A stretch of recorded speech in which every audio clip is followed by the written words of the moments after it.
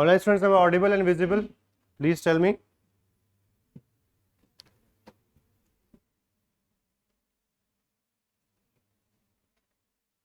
ठीक है, रिजॉल्व हो गया डन.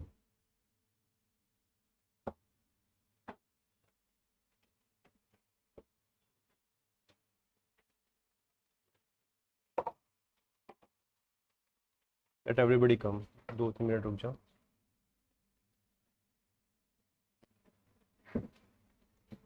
लैग वगैरह तो नहीं है ना? Just tell me. ऑफलाइन वाले भी देख रहे हैं. हाँ लैग है सर, थोड़ा सा लैग है.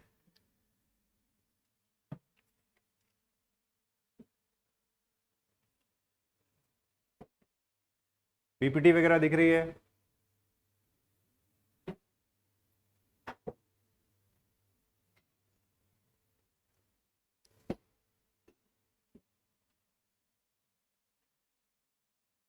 Okay, all done.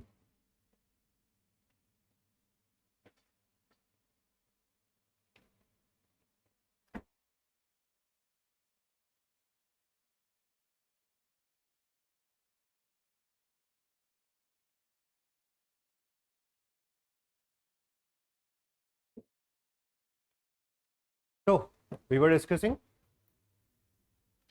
ancient India. Time period is easy. The longest phase of Indian history is ancient India. Then we switch towards early medieval period. We cannot say that we have directly shifted from ancient to medieval. There are so many concepts which belong to early medieval period. Like one of the most famous concept is feudalism. Okay. Similarly, we see changes in the society. We see changes in economy. First, it's going to decline. Then it's going to rise. We have this concept of de-urbanization. Okay, we have a concept of monetary anemia. Monetary anemia means paucity of coinage. That the number of coins which were issued by the central authority, they also declined. So many things are linked to early medieval period. That's why, because of all these transitions, we have recognized it. Okay, initially it was just like ancient, medieval and modern, but the sanctity of early medieval period has been recognized because of its various forms of transition. Okay, let us start with the topic now. So, the first important topic which we have to cover is Arab invasion of Sindh. Yesterday I discussed with all of you that when it comes to political features, okay, when it comes to political features, which kind of terms come into your mind?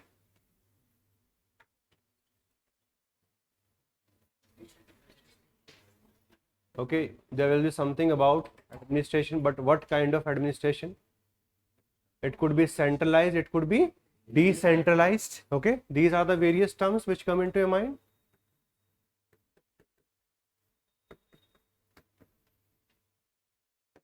Yes, anything else?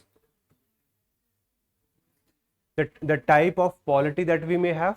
Okay, what is the meaning of type of polity?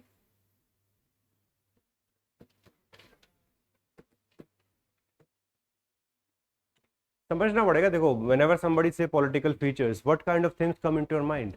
Type of polity means it could be executed on the basis of dharma shastras, or it could be run on the basis of sharia. Okay, so many of these texts can be influential in the running of the administration. That defines the type of polity. It also talks about the nature of state also. Okay, the nature of state will include many key terms like welfare, nature, etc. etc. बहुत सारी चीजें आएंगी, अभी धीरे धीरे करके पढ़ेंगे. But for us right now, one of the important political feature of the early medieval period is large number of invasions. It means safety and security of these Indian states, they were getting compromised, and because of these compromised, we'll start with the first invasion, that is Arab invasion of Sindh. Okay, let us start with this. So the story is about Muhammad bin Qasim. Okay, when we talk about Arab invasion of Sindh, there are different kinds of interpretation. Some say it was a very important political event. Some say no, politically it was not that much important. It was more important in terms of the cultural affairs. Okay, so those are historical debates. But leaving them aside, before understanding this, we'll understand who was Mir Qasim. But second most important thing, before understanding this change of transition, the rise of these innovation, we have to also understand little bit about Islam. The rise of Islam in the 7th century, and with the period of time, how they are going to engulf majority of that area in and around them within their empire. Then we'll talk even a little bit about how the Arabs progressed towards India. It was not that in one go they came and attacked Sindh. They had previously took control over Balochistan, and with Balochistan they went towards Sindh. So there is a natural progression that we see in their aggression. Then how he won, what kind of resistance was put forward by Indian dynasty, we'll talk about it, and in the end what was its overall impact, and the debate. What was the impact? Was it having any significant political impact, social, cultural or economic? That also we have to understand. Okay, so I hope you are able to understand what will be covered in the first half an hour. So when we talk about Mir Qasim, all these images, they are generated by AI. Okay, so AI has become very useful. So हमें भी समझ नहीं आता जब we don't get photos that easily. तो हमने क्या किया, ठीक है, Mir Qasim riding on horse, and we see this.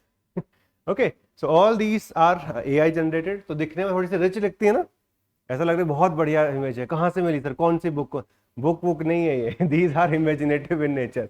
Okay, so he was an Arab military commander and he was in the service of which caliphate? Umayyad Caliphate. Okay, so please remember these are basic facts. Sometimes in prelims they may ask these things. Okay, and he led the Muslim conquest of Sindh, inaugurating the Umayyad campaigns in India. This is a brief profile of Muhammad bin Qasim. Then we talk about his military exploit led to the establishment of Islamic province of Sindh and takeover of the region from the Sindhi Brahman dynasty. So this dynasty which was ruling over Sindh,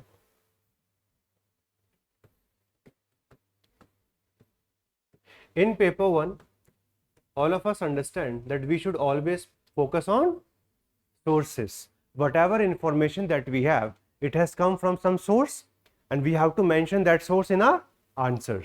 Okay, so here the source which you have to remember is Chachnama. Okay, it is Chachnama. इसके spelling आप अपने हिसाब से लिख सकते हो, 2-3 spelling चलता रहता है. In medieval India there will be lots of challenges with respect to spellings. अब Alauddin Khilji can be written in 10 different ways. Okay, just remember one, nobody is going to deduct your mark for your spellings in medieval India.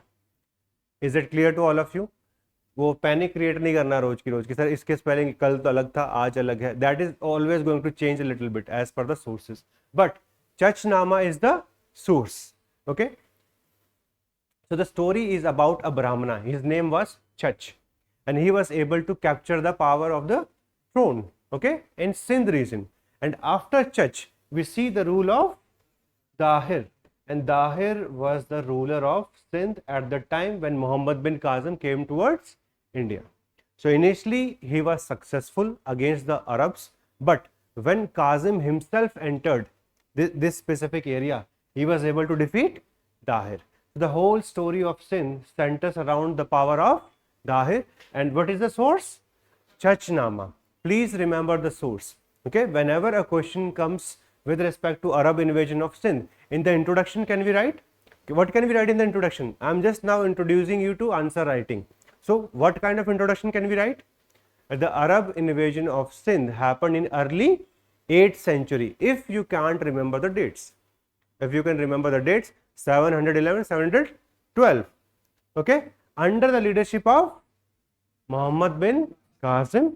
Next, and in this battle of Aror, which is going to be fought, Dahir was defeated and it led to the rise of Arabs in the northwestern region of Indian subcontinent. This is very easy way of introduction where we are just describing the event. We are not writing something specifically, we are just showing who are the actors and what is the event in the Arab invasion of Sindh. Same things you have to also understand for your general studies. Whenever you do an introduction, there are multiple ways in which we can write an introduction. This is the easiest method. Okay, this is the easiest method. We have just described the whole Arab invasion of Sindh. This is what it is all about. Okay? So whenever you're reading or even reading the handouts, just make sure your mind is consciously working towards what can I write in the introduction. In the second paragraph, okay, like when every question comes on Arab invasion of Sindh, this will become your introduction, which we have just written. Second paragraph, you can make a heading of sources. So what are the contemporary sources? So here you can write about Chachnama. A Chachnama provides information about the Arab invasion of Sindh. It not only provides information about this, but provides information about how Chach was able to take over the throne of Sindh and provide information about the rule of Dahir. So that becomes your source for this, the major source for understanding Arab invasion of Sindh. Okay, we have not even started the topic. I am just telling you how to use this. PPT will be shared with you. Portal पे इसकी PDF आपको मिल जाएगी. What you need to do whenever you're revising through PPTs, you have to pick up the introductions. Whenever you're reading your handout, just mark, I can use these 2 lines for the introduction if a question comes. Okay, like whenever we'll go for previous year question discussion. In previous year question, you can identify the theme from where the question are coming. So last many years we have not seen a question on this, but it can come. Now the second actor is Raja Dahir. So the ruler of the Sindhi Brahman dynasty was defeated and decapitated, and eventually his head was sent to Al-Hajaz just as a gift of what has been accomplished in Sindh region.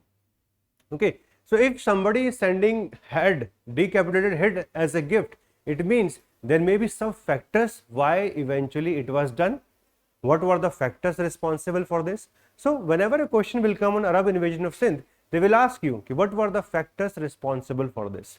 So in any historical event, you have to remember the factors responsible, the course of the war, and finally the outcome. Whole of history optional is like this: causes and consequences. Now, before understanding this, we have to understand the origin of Islam, because this is the reason why we see a change in power. So what do you know about this? What do you know about Islam?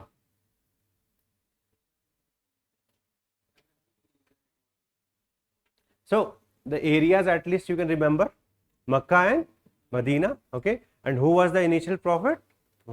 Prophet Muhammad. इतना basic level आप कम से कम याद कर लेंगे, ठीक है? So it originates in Mecca and Medina at the start of roughly 7th century CE.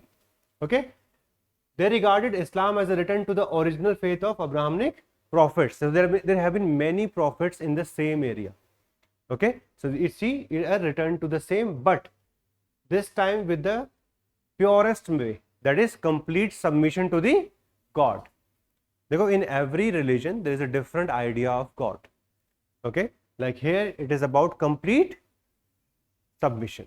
You have to submit before the God, then only you are going to get the faith. Okay, along with that, according to traditional account, the Prophet Muhammad began receiving what they call a divine revelation. So it means Prophet Muhammad was not himself a God. He was just a medium through which people were able to learn about the will of the God. So this is the differentiation which you have to remember. Okay, because the name of the God is Allah. All right, so calling for submission to the one God, the expectation of the imminent last judgment, and caring for the poor and needy. Why did Islam spread? Why did Islam spread from 7th century AD onwards? What could be the biggest reason for this?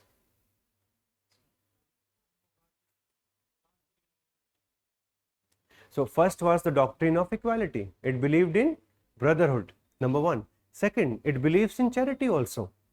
It says a percentage of your earnings should go into charity. So it's naturally going to bring in the poor and the needy. They're going to become part of such a religion. Okay, and third, if we see the religion of those times, like if we see India is going towards Tantrism.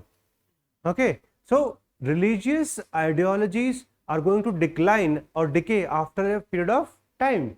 Even Buddhism, if you see, Buddhism was a very clean religion when it emerged in 6th century BC. But by 6th century AD, it has also had many of the practices which were not the part of the initial religion.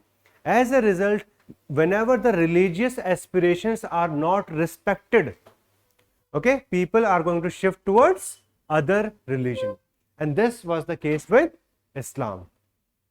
Okay, one more reason for the rise of Islam, because it believes in the concept of complete submission to the God, and as a result it eventually emerged as a political philosophy of jihad also, that is holy war. So once an event is described as a jihad, it became the religious duty of the Muslims to support it. So this concept of jihad became very useful in the fights. Okay, so whenever you want to have complete encouragement, motivation to fight, this was going to help the rulers.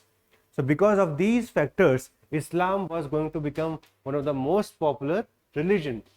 Okay, and it will be able to cover a large part of the area. But the moment we see the death of Prophet Muhammad, a schism started. Schism means a split. A split started within the Islam also. Okay, and this was a split of Shia versus Sunni conflict. Okay, and it is nothing but the difference on the basis of who will become the successor of Prophet Muhammad. Please remember this basic idea, why the conflict started. Okay, whenever we discuss India's foreign policy with the Arabian Peninsula, this conflict becomes very important, because Iran, as all of you know, it is a follower of Shia. Similarly, if we see South Arabia, it is a follower of Sunni. Both are the leaders. Okay, if we go towards Syria, Syria has been in news for last 1 decade. So there is also, we see a conflict between Shia and Sunni countries, and probably the most hated country in the West Asia is Israel, because Israel, they came later on. You know? The British allowed them to settle in this area, and eventually they were able to create a state and were able to defeat all of them. So that we will discuss in world history. So but this area remains important for us in our foreign policy. That's why for you also, you have to have a little bit of understanding. कभी पूछ ही लिया interview में कि भाई what is this Shia Sunni conflict all about? If you do not know this, it will look like very bad on the part of your personality, because maybe you have written, I want to become an IN foreign service officer, IFS बनना है. So if you want to become part of the IFS community, you should have a basic understanding of the cultures of the world. Little bit of inclination is required. Okay, so इसको इसलिए हम पढ़ते हैं. In exam directly such things will not be asked. Okay, let us see. A group of Muslims who would came to be known as Sunnis believed that Muhammad's successor should be Abu Bakr. Okay, whereas the second group of Muslims who would come to known as the Shias believed that his successor should be Ali. So the whole fight is over the successor, and over a period of time it is often said that the Sunnis are the orthodox Muslims while the Shia are the liberal ones. Okay, over a course of time, like when the Mughals came to India, they were Sunni Muslims. Okay, and this conflict between Shia and Sunni has remained a part of the history ever since. Okay, and the empire of the Caliphate grew rapidly through conquest during the first 2 centuries to include most of Arabian Peninsula, North Africa, as well as all the way up to Spain. So the expansion has happened. Okay, let me show you the expansion. This is how the expansion has happened. Okay, not only in Arabia, it has gone to the north part of Africa and all the way even up to Spain. Okay, so please remember this whenever we talk about Arab League. Arab League is not limited to this area. This has some country even from northern part of Africa.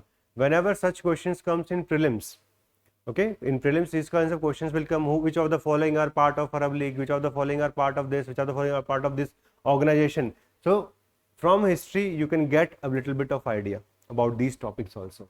All right. So this is how by the 9th century, this is the conquest from 7th to 9th century, they had reached all the way up to Sindh. Okay, so the annexation of Sindh by the Arabs was a part of the larger design of the expansion of Islam. Okay, suppose if such kind of statement comes, at least you can understand what is the meaning of this, because expansion happened not only in Sindh but also in the rest of the world. Okay, let us see this. The early Muslim conquests, they were responsible for the spread of Islam. Naturally, if a new religion has come, how can it gain followers? It's going to happen through conversion. There is no other method. It's going to happen through this only. Okay. So by 8th century, the Umayyad Caliphate extended from Iberian Peninsula. Iberian Peninsula is used for the Spain and Portugal. That is the Iberian Peninsula in the west to Indus River in the east. This became the expansion of the Islam. And highly Persianized empire built by Samanid, Ghaznavid and Ghurids significantly contributed to technological and administrative development within the cultural milieu of the rise of Islam. So one after the other, different kinds of dynasty are going to rise, and this is going to create a kind of challenge for Indian dynasties.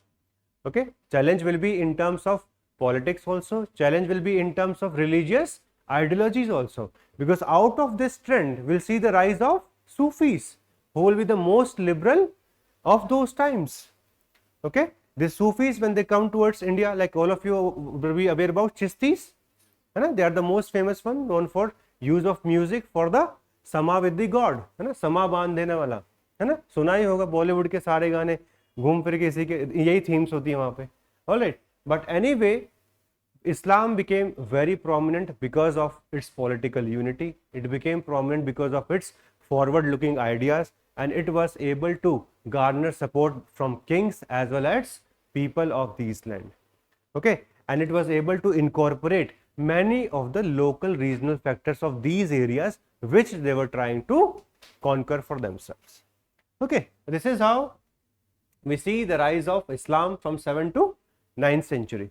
It is important to understand this because इसी के basis पे ही you will understand the foreign relations which will be shared by the Indian dynasties later on. This is a rough area expansion which you can remember.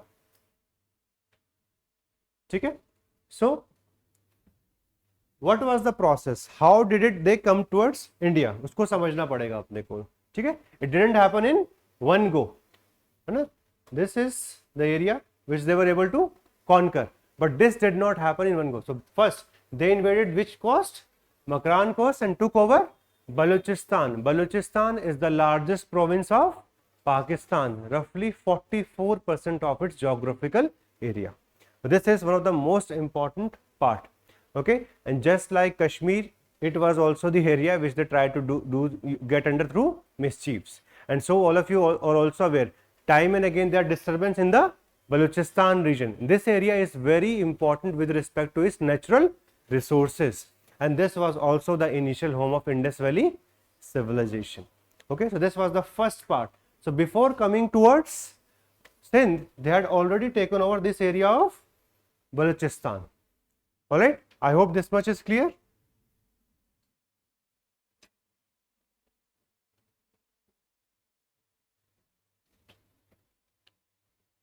All right, so this brought about them to the borders of Sindh and the first direct encounter with any Indic civilization. And next, the kingdom of Sindh was ruled at that time by Raja Dahir, who even Muslim sources accept was an able and popular ruler. Okay, at that, and what was the main reason for this conflict? Okay, that is something which we have to understand. All right.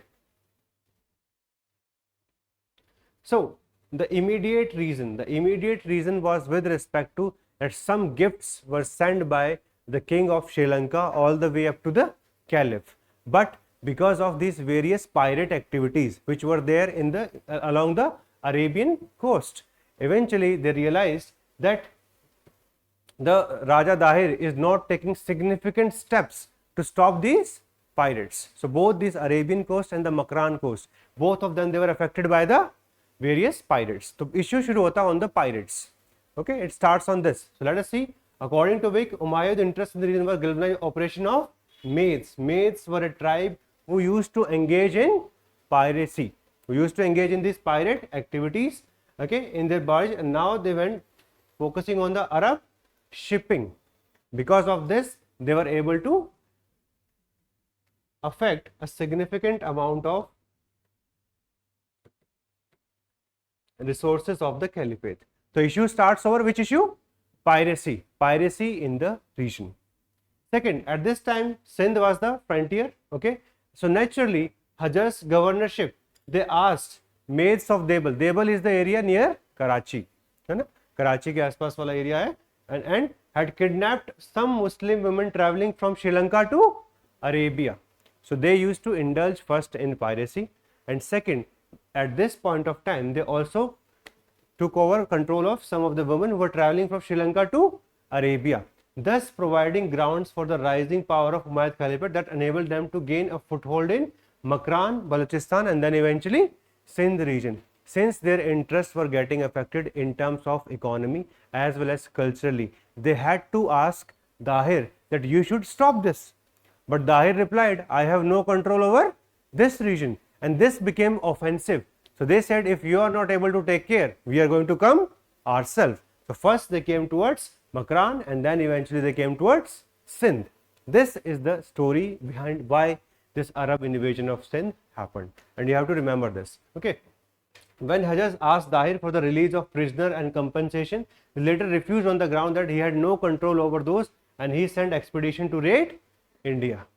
Wait, if you are not able to control, then somebody has to, and we are going to be a part of this. And the other reason is often saying that the Sassanids or the Iranians, they also took shelter in northwestern India to escape from Arab invasion. So this was the political conflict which was in this geopolitical area, which was responsible for the further conflict between these two dynasties. So one, piracy, okay. Second, with respect to the capture of women by the regional tribes known as Maids, and third, it's about the political rivals coming over to this region. This PPT will be shared with you, don't worry, ठीक है, तो ज़्यादा आपको इसको कुछ notes बनाने की ज़रूरत नहीं है. So other than this, that was the immediate issue, है ना, कि भाई piracy हो रहा है, all those problems. But long term, what are the issues? Why they wanted to come towards India? One very easy part is propagation of Islam. Yes. This one. इसमें इससे ज़्यादा जूम होगा मुझे पता भी नहीं है. एक सेकंड देखते हैं. जूम का ऑप्शन दिख रहा है कहीं पे?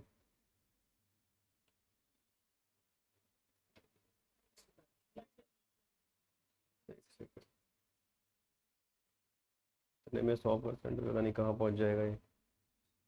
कुछ बेटर हुआ?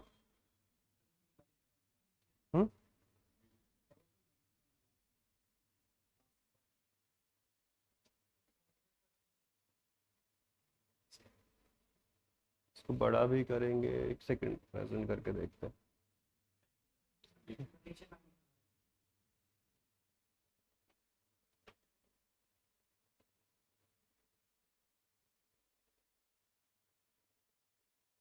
अब ठीक है, बेटर हुआ. सिर्फ इस पे ध्यान दो, प्रोपगेशन ऑफ इस्लाम पे. एज सच अंदर कोई बहुत ज़्यादा अलग नहीं लिखा है, it's already in your handouts. ठीक है. So one thing is propagation of Islam. Islam was spreading far and wide, so this became one of the reason why they also want to come towards this place. Second, as always, सोने की चिड़िया, that is wealth, because India was a wealthy nation, but at the same time it was divided into different principalities. This also provided an incentive to them to come over this area. And third, the political condition. They had realized that these dynasties will not be able to hold themselves. Okay, they are not able to control piracy, they are not able to clear out the strategic sea links, and because of this they wanted to have control over even this specific area. So because of all these factors, these were the long term factors. Propagation of Islam, why it's a long term factor? Because Islam had already started in the beginning of 7th century, but the invasion happened in early 8th century, roughly 100 years. So it's a long term factor. Second would be wealth. This has been known to everyone by that time. Okay, even when we discuss in ancient India, there was one specific event that once Darius came towards India, he was able to capture the northwestern province, and he didn't collect tax for next 2 years. He said, "Chalo, sabka tax maaf." It means India has remained very wealthy from the beginning. The same reason would be responsible for why Mahmud is going to come and attack India repeatedly. So wealth of India has remained very important in establishing its relationship with the other parts of the world. And finally, this was the age when Harshvardhana is on the decline. So starting from 647 AD, okay, it was on the decline. We had already seen that later on we'll see the beginning of the tripartite struggle. So because of all these factors, India remained politically divided. We were not having any central authority to fight with them. So these were the long-term factors, and that became the short-term. The short-term was with respect to piracy and the reply of Dahir, where Dahir said specifically, I do not have any control over this region. If you wish to control it, आओ और कर लो. ठीक है? So not a very diplomatic person. At least he could have said, okay, I will take care of it. And karo na karo, it's up to you. But anyway, these factors collided and it led to the Arab conquest of Sindh. So please remember, if a question is going to come, the first thing it can ask about, what were the factors? Factors are always going to be written in the exam like this. Like if you write factors responsible, so first you can mention the long-term factors, and then you can make a subheading and you can write immediate factor.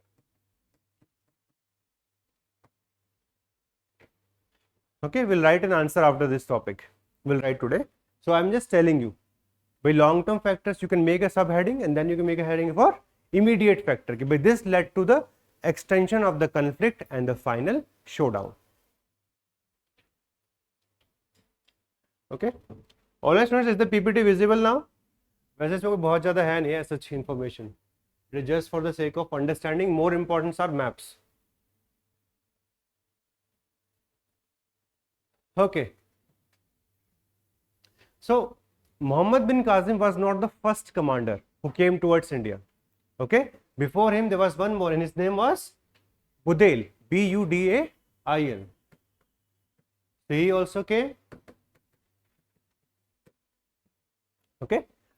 From that point onwards, they sent multiple raids, and the first one came under the control of Budail. Budail, he was the military commander at that point of time, but he was, according to Chachnama, this is the source, that is Chachnama. As per Chachnama, an Arab historian also, Biladari, Dahir defeated Arabs twice in battles during the twin battles of Debel, in which invading Arab commander Budail was killed by Sindhis under Dahir's son Jaishe. So in the initial skirmish or in the initial fight, the Arabs were defeated by the Dahir and his son. This you have to remember. Just similarly will happen in the first battle of Trin. Prithviraj Chauhan was able to defeat them, but later on it's going to change. So here also it happened, and according to Chachnama, when the news of Budail's death was relayed to Hazrat, he became very sad and full of rage, and this was the time when he sent Muhammad bin Qasim, that now you should go and take care of this matter. So this was the first one, the early encounters, which you have to understand.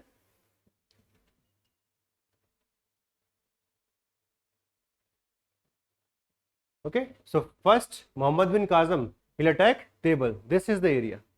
Okay, roughly अगर आप देखोगे, this is the area Table, which will come under their control, and freed the earlier captives and prisoners from previous failed campaign. So whoever had lost in the previous campaign, they were released with the help of Muhammad bin Qasim. Then he moved towards Nerun for supplies and eventually captured Shisham or Sebistan. It's the same place. Okay, you don't have to remember each and every part. You have to remember the important pointers, which I'll tell you specifically. Ye yaad kar lo. Then the combined forces, they eventually captured the fort of Shisham or Sebistan. This is the area where the whole battles are being fought, starting from Table, then they shifted towards Shisham, and eventually the battle of Arur. Three places are there, from here to here Shisham, and here to here Arur. So these are the three places which you have to remember. Okay, PPT आपको मिल जाएगी, थोड़ा और अच्छे से pictography समझ में आ जाएगा. Dahir then tried to prevent Qasim from crossing the river, moving his forces towards the eastern bank, and eventually Qasim crossed the river and defeated his forces at Jittor, led by his son. Okay, and then eventually the fight, the most important fight, is the battle of Arur. This you have to remember for your exam. Okay, like in introduction, when you have to write that Muhammad bin Qasim defeated Dahir in the battle of Arur in 711, and it led to the Arab invasion of Sindh, or successful annexation of Sindh. This battle you have to remember, okay, for your exam purpose at least. Eventually killing him, and then Dahir was killed in the Battle of Aror on the banks of River Indus. His head was cut off and eventually sent to Hajjaj bin Yusuf. So this is how Sindh came under the control of the Arabs.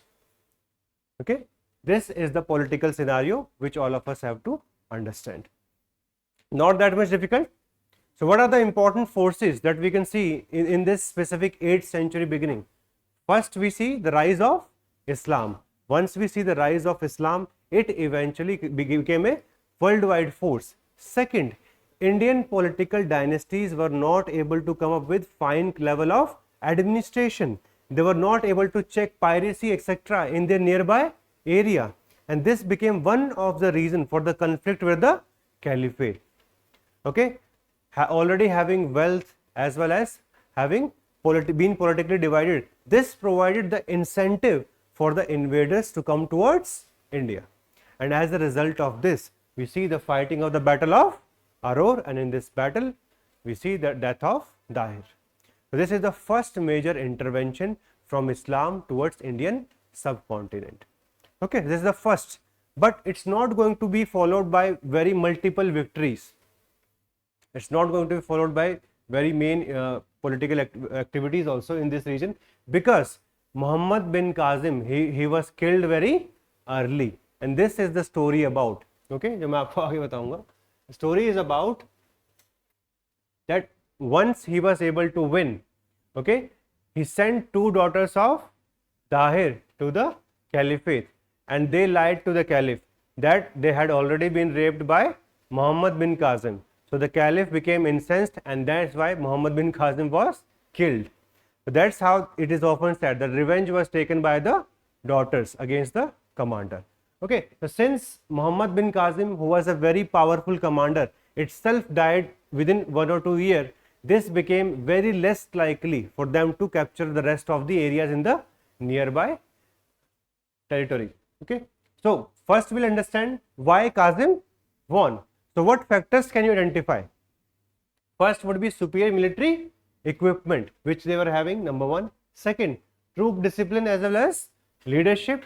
There always going to be some military factors responsible for the victories. Third, the concept of jihad. So once it is declared as a jihad, it becomes a religious or a moral duty for the Muslims, and this became a very unique concept in political history of the world.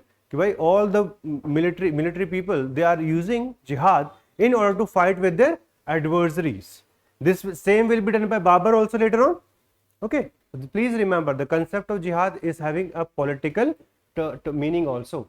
Then the eastern Jats, they had supported the Sindh, but the western one, they aligned with Muhammad bin Qasim. So even the regional players of that area also were against Dahir, at least the western part, and defection against the chiefs and the nobles. Everybody, when the death comes, survival instinct is going to go up, and what will they do? They'll say it's better to have a peace deal. What was done by Robert Clive? Robert Clive was able to get the treachery. So it always, nobility is going to be responsible for the decline of any specific empire. All right. So एक बार handout निकालो, read page number 1.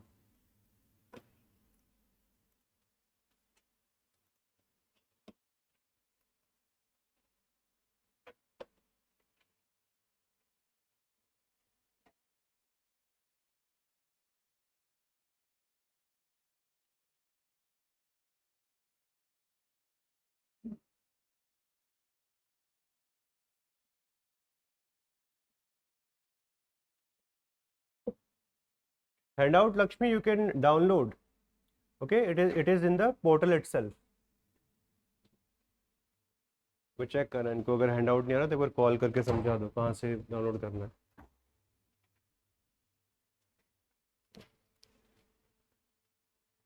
Help कर दो, स्वाति के पास number होगा, help कर दो कहाँ से डाउनलोड करना. ठीक है.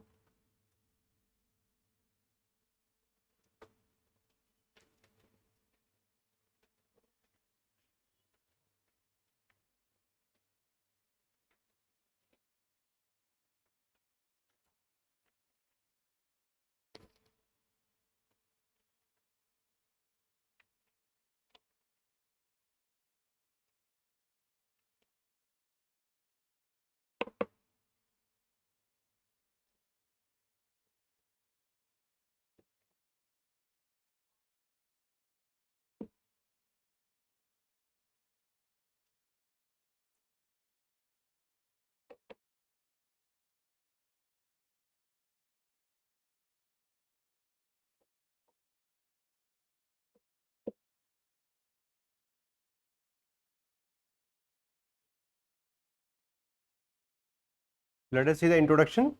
The Arabs had the careers of Indian trade to Europe for centuries, and after conversion to Islam, they casted their eyes on fabulous wealth of India and were eager to propagate their new religion. And this is how they invaded Sindh. Then we see the source. It is Chachnama. Chachnama is written in Arabic by an anonymous author. Okay, and it's the most authentic primary source. Primary source meaning contemporary. It belongs to the same time period in which the events were happened. Okay, number one. Second, the book gives a brief reference of the Shudra dynasty of Sindh, on the death of who is the last ruler. Okay, Rai Shahashi. The throne was taken over by Chach. So Chach was able to take over the throne, and his son and successor Dahir ascended the throne in 708. It is he who faced the Arab onslaught on Sindh. This is about the situation and the source. Source is very important. Please use it while writing answers. Then we see the reasons. The first one is propagation of Islam. It's very easy. So you can see one of the key factor was the propagation of Islam. After the spread of Islam in Egypt and Syria, the Caliph Wahid I of Damascus had permitted the Arabs to go ahead with the Indian mission. Second is the wealth. Everybody likes wealth. It helps in the political stability also in the long run. So this area being starved, yes. So if we see the followers of Islam were dead against idolatry practice of it. So if we see Hinduism, in Hinduism we have a image worship, okay, and that is not liked by the Islam. Okay, that's why they also hated this religious rivalry. That's why if the propagation is going to happen, the competition of Hinduism is going to go down. As you have to understand that every religion considers that they are the true believers, and there is always going to be religious conflict, and the people who follow some different religion, they are known as heretics. Somebody who is not following something else which is not considered as a godly kind of thing, means non-believer. Okay, so that happened with them eventually.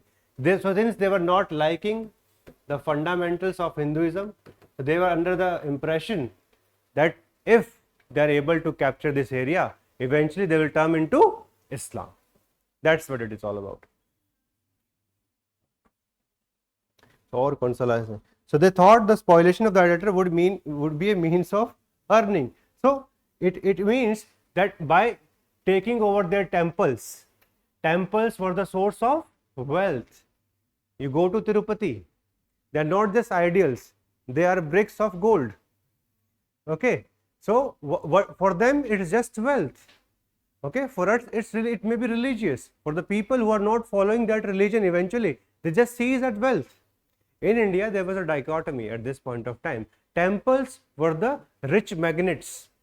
Everybody was donating in the temples, so it was easy for the invaders. There were no banks like SBI ki SBI lootenge jaake. So eventually for them the easy way was to go to the temples, monasteries, etc. Wherever they are going to find wealth, they will go towards that area. So destruction of the religion or changing of the religious belief was also having this unintended benefit कि साथ साथ में थोड़ी कमाई भी हो जाएगी. ठीक है, this is what is written here. Okay, next we see the political condition of India.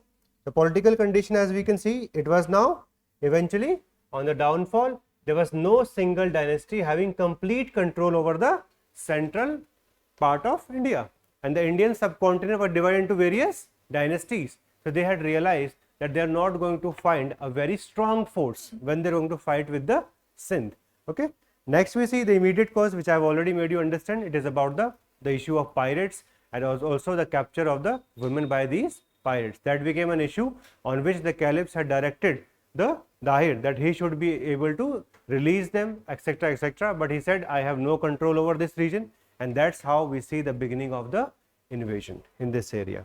And okay, you have to remember that. So the Arab occupied Sindh, Multan, another important city in the northwest, but could not settle there permanently on account of death of Qasim, and it became difficult for them to expand or even maintain the kingdom because of tough resistance offered by the Rajputs and Chalukya rulers. So the Arabs had gone to one specific part of the east, okay, where they themselves were also not having any strategic advantage. Okay, they were able to defeat Dahir, but moving forward required a very big level of political strength, and that much was not there with them. So that's why these regional players, Rajputs as well as the Chalukyas, were able to resist them. Okay, so that is something which you have to remember. But one thing happened because of this invasion. Because of this Arab invasion, one thing became very clear, that India is vulnerable. Okay, India becomes vulnerable. And all of you have to understand, once a story becomes an important narrative in any part of the culture, this can eventually going to bring in the other people also. So once the Arabs left, we see the rise of Turks, and these Turks are going to come for invasions. So a tradition of invasion began along with the Arab invasion of Sindh. In the future it will be Subuktigin, okay, then we see the coming of Mahmud of Ghazni, and then eventually come the Muhammad Ghori. So tradition would be set starting from this 712 AD till 1192. We are going to see large number of invaders in Indian subcontinent. This is going to become a phenomena. Okay, and by 1192 the political power is also going to get transformed, shift from the Rajput rule towards the Ghurid rule initially, and then we see the coming up of the Delhi Sultanate. So this is how it's going to be. So one of the feature of the political life of early medieval period is the weakening of the central authority, and because of weakening of the central authority, small dynasty were not able to fight with the invaders, and these invaders are going to loot and plunder until Muhammad Ghori is come up with an idea that let us create a empire. Rather than just looting and plundering, let us create an empire. That will happen by 1192. So this is the issue which you have to understand, that one important feature of early medieval period is the weakening of central authority and the rise of consequent invasions starting from here. We will see the other invasions also. I hope the first one is clear to you. The first one, what are the major events, what were the factors? Questions ऐसे ही आएगा. Like previously UPSC asked only one question from this topic. It is about write a short essay about Arab invasion of Sindh. Sadly such questions do not come now. अब question इतना आसान नहीं आएगा आपके लिए कि भाई write a short notes. That's not how UPSC is asking question. They can ask a specific question on any of the aspect of Arab invasion.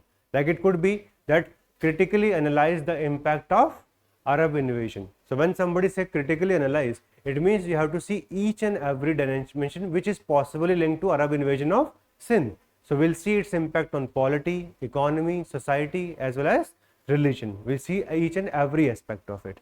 Okay. If an easy question is going to come, it will be about what were the factors responsible for Arab invasion of Sindh and write its impact. That could be an easy question. But when they say critically examine, it becomes a bit difficult. But I hope the first political trend, is it clear to all of you? This is an invasion not going to have a very big impact politically, which we'll see in the second page. Okay. Come to page number 2.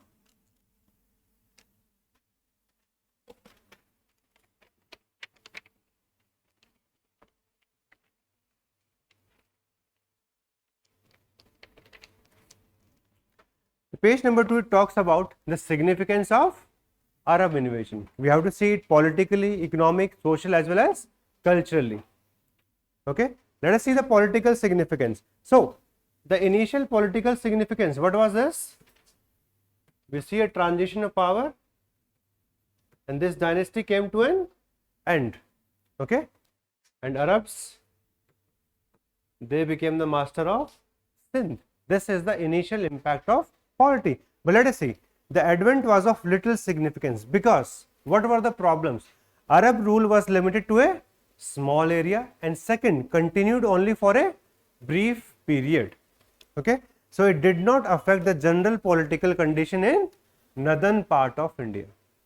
Okay, that's why it is often said it was just an invasion on the fringes of Indian subcontinent. What is the meaning of fringes? किनारे पे, ठीक है.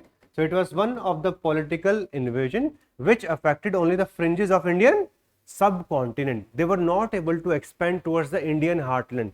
See, Indian heartland is this northern plains. If you are not able to reach northern plains, you are not going to be able to control India. दूर से नहीं कर पाओगे, है ना. Similarly, if you want to win election, you have to control UP. It's very simpler. It's very similar. Nothing has changed over the years. वही कन्नौज की fight और वही आज की फाइट बराबर चल रही है, ठीक है. You have to come towards northern plain. The same thing could not be done by the Arabs. So that's why politically they were not able to create a very massive impact on the polity of India. Second, we can see some of the administrative policies of the Arabs influenced the policy of later rulers of medieval India. For example, imposition of jizya on non-Muslims. Okay, so jizya is a kind of protection tax which is levied on those parts of the population which are not Muslims, and they are known as jimmis. Jimmis means protected people. Okay, so on the jimmis, jizya is levied. Okay.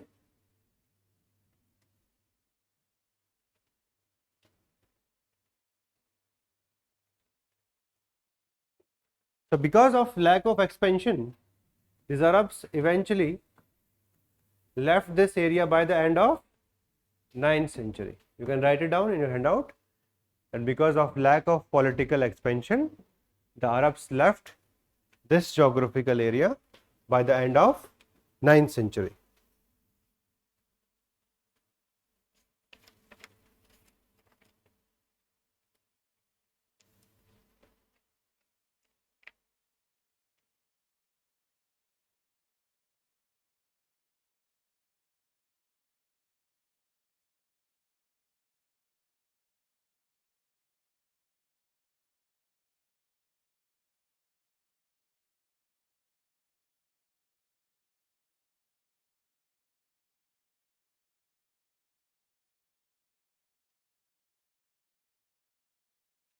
Okay, let us see further impact. Economic significance. So this is where little bit of importance can be found. Number one, so Arabs coming from their specific, they promoted the methods of desert cultivation, okay, camel breeding, leather tanning, and related manufacturing activities. Okay, they also developed international trade in this area, introduced new currency, promoted urban life and institutions related to it.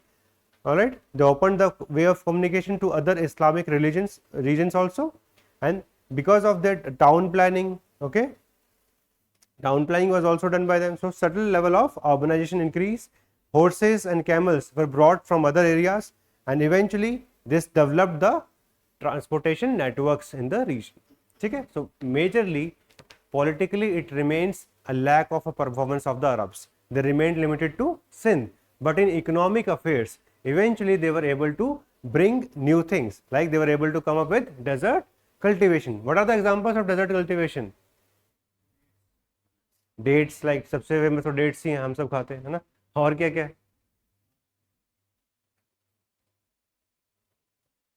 क्या मिलता है Oasis के आसपास में? बस dates ही हैं. सारे Arabs में सिर्फ डेट्स ही हैं.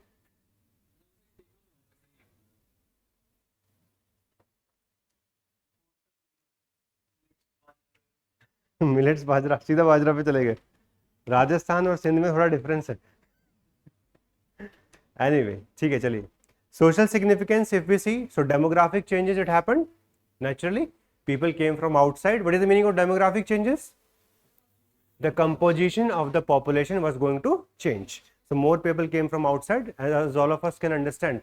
Because of this immigration and emigration, always there are going to be demographic changes. One easy example for this can be seen in Assam. So in Assam, because of the movement from the Bangladesh, demographic changes have happened. Okay, and this is one of the main reasons for the rising of the internal security issue. And why people are against these demographic changes? Can you tell me the reason? Because if they become more than the original inhabitants, there will be fight for resources. Today the fight is not only limited to economic resources, it is also for the political resources. They will be the one who will come in power. That's why demographic changes are not liked by the original inhabitants of that country, of that area specifically. Okay, so that happened.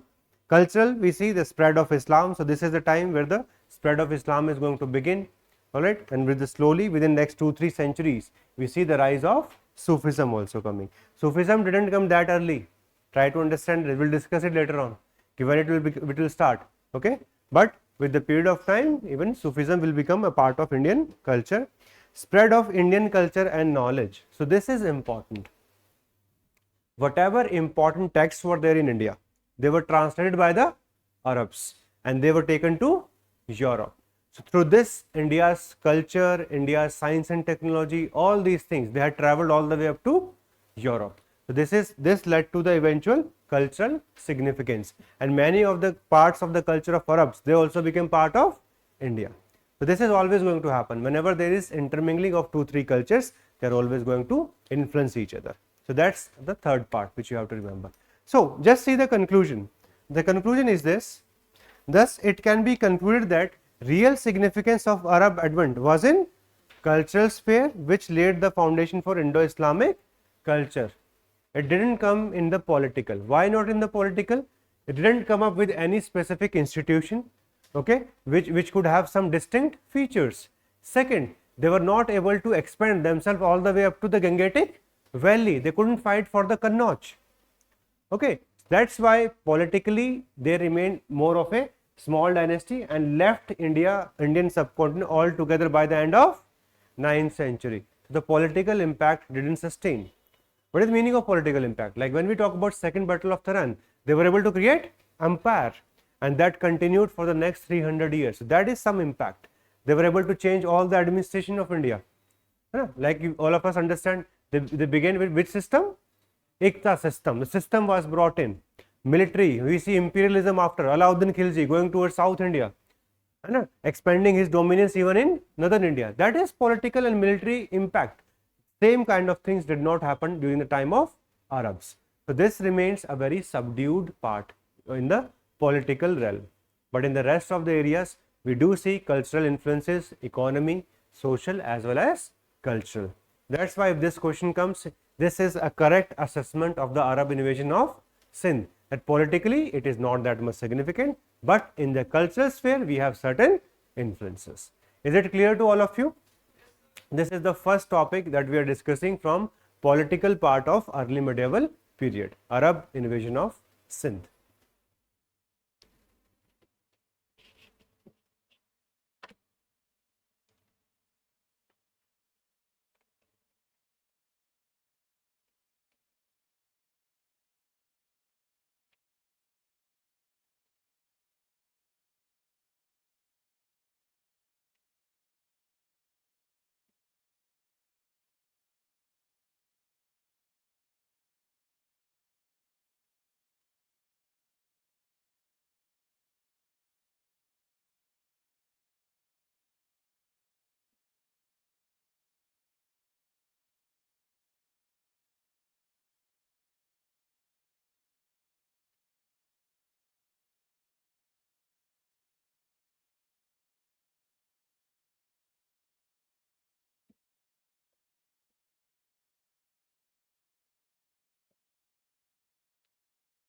So this is clear. What were the factors responsible? So when we talk about his military tactics of Muhammad bin Qasim, so he used a barrage of burning naphtha balls to disrupt the enemy's elephants before making a cavalry charge. So different methods were used to fight with the elephant forces. Like one of them making the wild noises, because that also affects the temperament of elephant. Rather than fighting with the enemy, it starts coming on its own forces. So different methods are used. So this was one of them. Okay. Then after the death of Dahir, okay, we see the rise of some valiant women or some powerful women, because the Sindhis now withdrew to the fort of Arjur under the command of their queen, where they remained under siege for several months, facing starvation. They eventually decided to commit Johar. So one thing which we can realize from this episode also, that the concept of Johar had become a part of the society. Then the gates were thrown open and the queen led the survivors out for a final charge, and they were all massacred. Much of the remaining non-combatant committed suicide.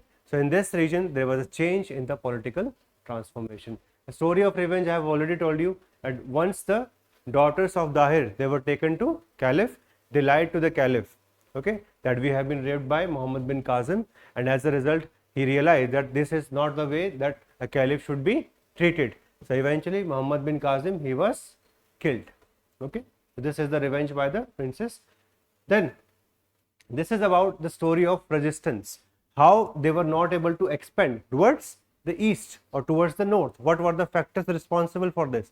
So this was the time when we see the rise of the three famous empires. One is Pala, second Pratihara, and in the Deccan we have Rashtrakutas. So because of this, अब यही fighting में busy थे. They were fighting for the Kannauj. Okay, so as a result, from here Arabs could not go towards this area. Okay, so Gujarat Pratihara Empire ruled over much of North India at this time, easily fended off the Arabs. So they were responsible that they couldn't go toward the east. Indian inscriptions also record that Arab attempted to push through into Deccan through Gujarat and were repulsed by Chalukyan king Vikramaditya II. So it means Indian dynasty, even though they were not having a centralized power, but they were having enough strength to repel the Arabs. So this much was possible for them. Okay? So the major reason why Arabs could not expand, it is because of the rise of these three empires. Alright, and in this we even see like Pulkesin, who was one of the son of the Vikramaditya first brother, was also the governor of Dalata branch and defeated an Umayyad army in 739 CE or AD. This is one of the episode, and he also appreciated his valor and conferred the title Avanji Jinashraya.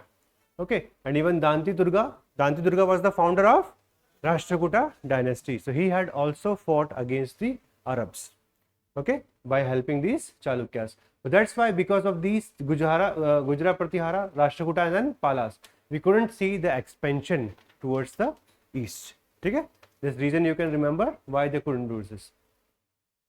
So once the expansion towards India was checked, naturally they had to find some new area.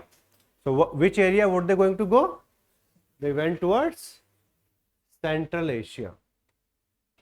Okay? This is not a topic as such, but it's just for the sake of understanding. And once the eastward expansion was blocked off, that went towards Central Asia. The Turkic people mostly worship the sky god, etc., or Buddhist. They were also Hindu and Zoroastrian influences. So with the period of time, eventually this was the area where they were able to increase Islam in Central Asia. As all of you know, today Central Asia, maximum people, they are Muslims. Okay. So this is the area which became prone to the attacks from this area. So impact we have already covered, it's the same, nothing difference is there. Okay. Now one important thing, this is from prelims point of view. So when we talk about 8th century AD, there are two religions which are going to enter Indian subcontinent. One is very clear, it is Islam. The second is Zoroastrian or the Parsis. Okay, they are also going to come. Why? Because they were also persecuted by the forces of Arabs. Okay, so that's why they also came towards India. All right, this is the reason you have to remember. When the Arab conquered Persia in 7th century, the majority of the Iran were Zoroastrian or Parsis. Okay, and after the conquest, there were more and more people converted to Islam. Those who wanted to keep their religion, who wanted to ensure that the spiritual methods are followed, they came towards India. Okay, so in India we see the coming of Zoroastrian. All right, so some of them, they left their homes in Khorasan, northeast Iran, etc., and came all the way up to India. So this is a fact which you can remember from prelims point of view, that it is not just one religion. This also became prominent from this time onwards because they were not getting any safe haven. And in India there is one important thing which all of you must understand: religious tolerance has always been high. Okay, if we see even Hinduism, in Hinduism are we having any kind of homogeneous practices? No, it's very difficult. One Hindu's way of looking at religion or looking at even the God is going to be different certainly from the second one. So it is easy for different types of religions to come and stay within India, and the same happened even with the Parsis. So they were able to stay here, and even till today they had been part of it, and they were given help by the Jadeja Rajputs of the Gujarat area. They were given safe haven by them. Okay, You can remember that this specific clan of Rajput helped them, and that's how they were able to live. All of you know about Zoroastrian. What are the basic fundamental elements of Zoroastrian? Yes, so worship of fire is done. Okay, that is an important element for the Parsis. Second, yes, so many of the gods, mostly they are the natural elements. Okay, and third, at the time of death, you must have heard specifically that the body is eaten up by the vultures. So that is also a part of the. So once UPSC asks this question in prelims, so you should have at least 3-4 points you can remember that fire is very important in the religion. Okay, so the first topic, is it clear? Connectedly, starting from the beginning, the rise of Islam, simultaneously we see that with the period of time they were able to expand all the way to the fringes of Indian subcontinent. The long term factors for the invasion of India, the immediate factor, its impact, that's it. From exam point of view, this is what you need to remember. So I hope the first 2 pages are easy.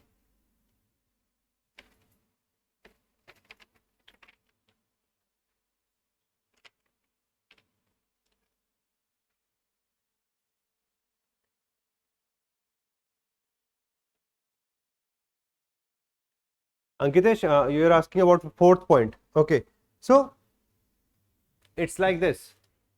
Whatever primary activity that they had, they tried to create a center for that, for its exchange in the immediate towns that they created. Okay, so they tried to connect the rural areas with the urban areas. So this is what is mentioned in this point, and this helped them eventually in the trade and commerce. Okay, so this shows the strength of every specific area. So just the connection of primary and secondary activities of the nearby areas.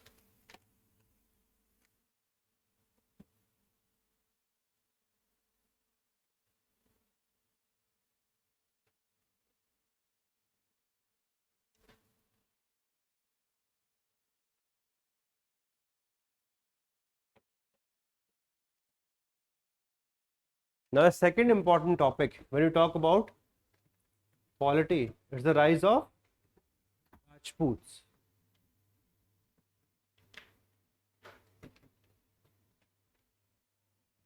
Okay.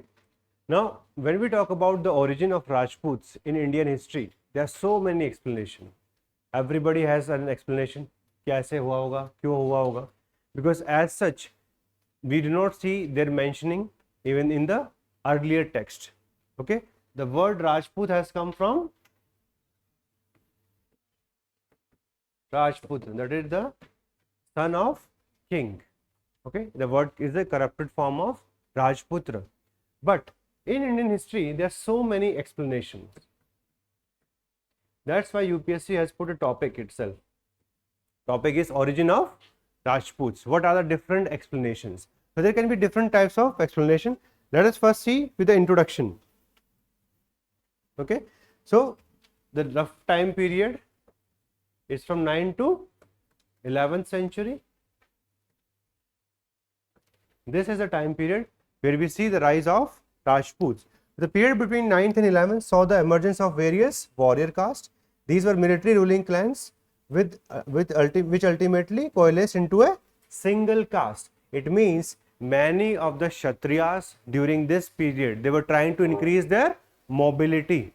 They wanted to become the part of the ruling clans. That's why the Rajputs may not have earlier belonged to any one specific caste, but after their emergence, all of them they claim to be Rajputs. So that's why there could be different reasons for the rise of different dynasties within the Rajputs. Okay, so they coalesce to form one single caste. The term is derived from Sanskrit word Rajputra. The 4 clans that claimed special status were Pratiharas, Chalukyas, Chauhan as well as Solankis. So these are the one which were the most primary one of them. The most famous explanation, it comes from Agnikul theory.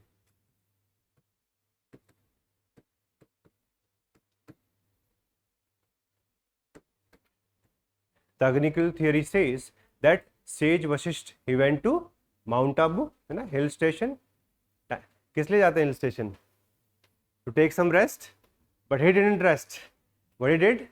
He went for some sacrifice, and out of the sacrifice, we see the rise of 4 important Rajput clans. This is the first theory, and this is mentioned in which source? Prithviraj Raso, which is written by Chand Bardai. So this is the source on the basis of which we are able to come up with Agnikul theory. But do you think this is feasible? This is not feasible. So that's why we often say that it is just a myth. Okay, this is the first theory which tries to explain the origin of Rajput, but it fails to do so. Okay, and this theory comes from Prithviraj Raso, which is written by Chand Bardai. Let us see further. Now there are so many different theories. We'll take some time to discuss all of them one after the other. There are going to be some words which you may not understand in the beginning, but let us try. First one, they say that they were the dominant social groups.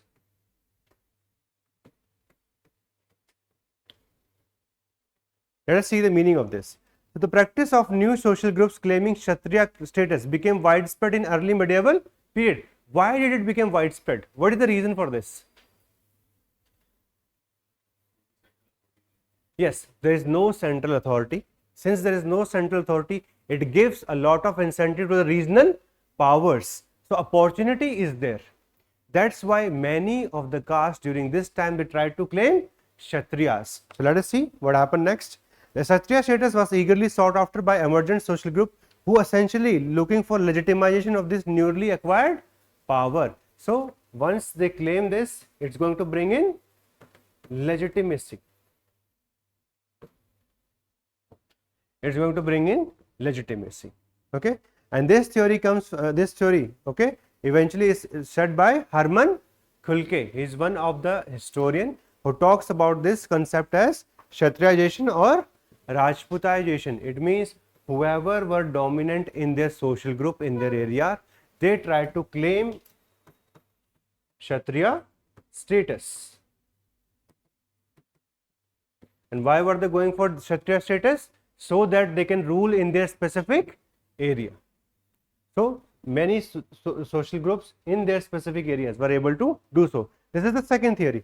Third one, it's known as Kshatriya origin theory. It links that Rajput came directly from Kshatriya itself. But a dynasty like Pramars and Chaman is also known as Chauhans, okay, claimed descent from ancient Kshatriya long after their accession to power. It means they said we had a lineage all the way up to the Kshatriyas of those times. So let us see what are the examples of this. So we have this one inscription of late 9th of King Bhojavan, okay, who said that they are of solar descent. Solar descent means Surya Vanshi, and they say that Lakshman, the brother of Rama, okay, was their family ancestor. Their inscriptions are silent on the question of origin till the glorious days of Bhoja. It means everybody is trying to justify their rule, and some story is to be made. Without narrative, nothing is going to accept you.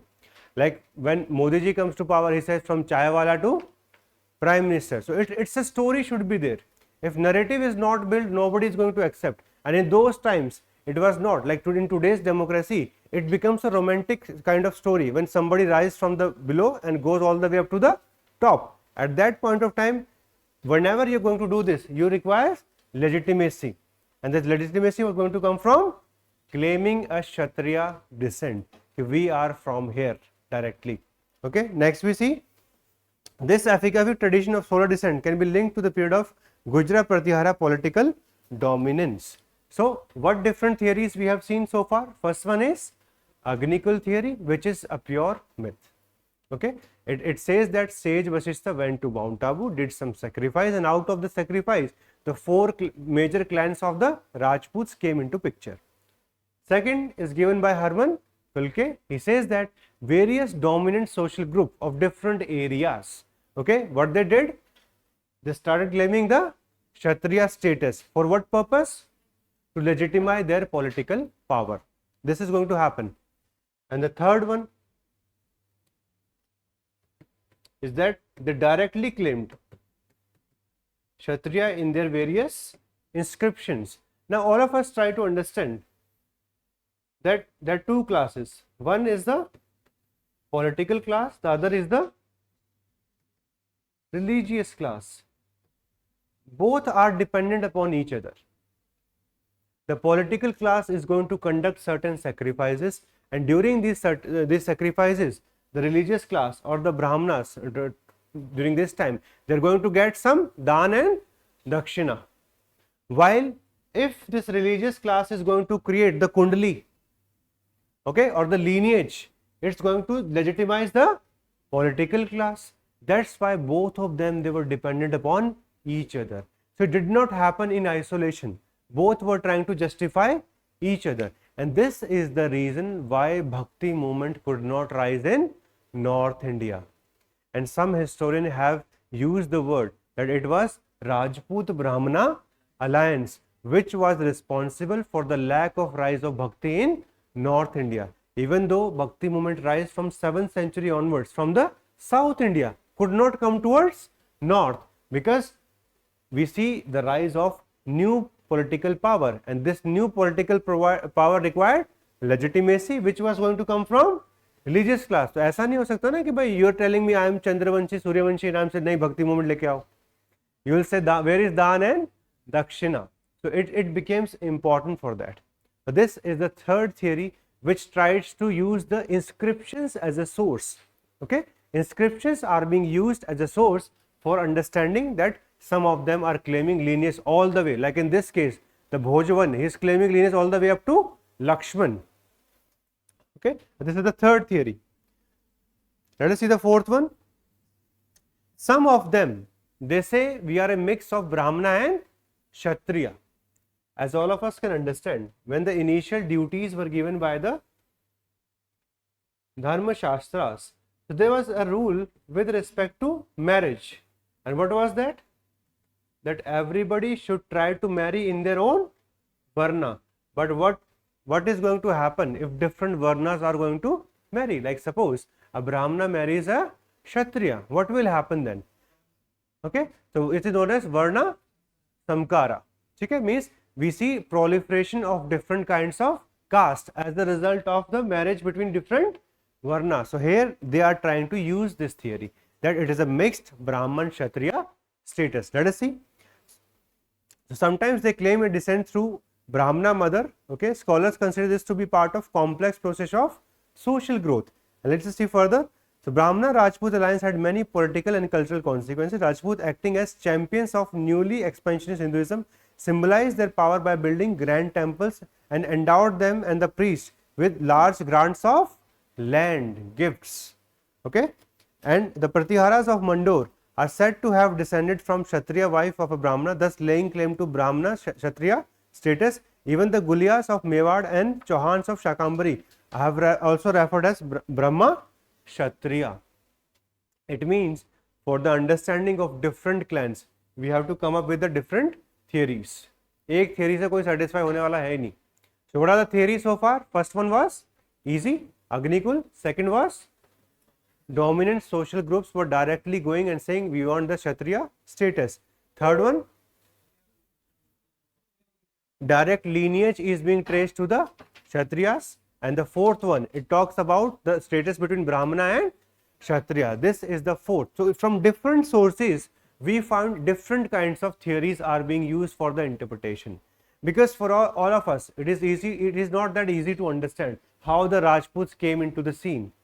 Today we have so many people who may belong to these castes, Rajput, which is linked to Kshatriya, but their past is not that clear.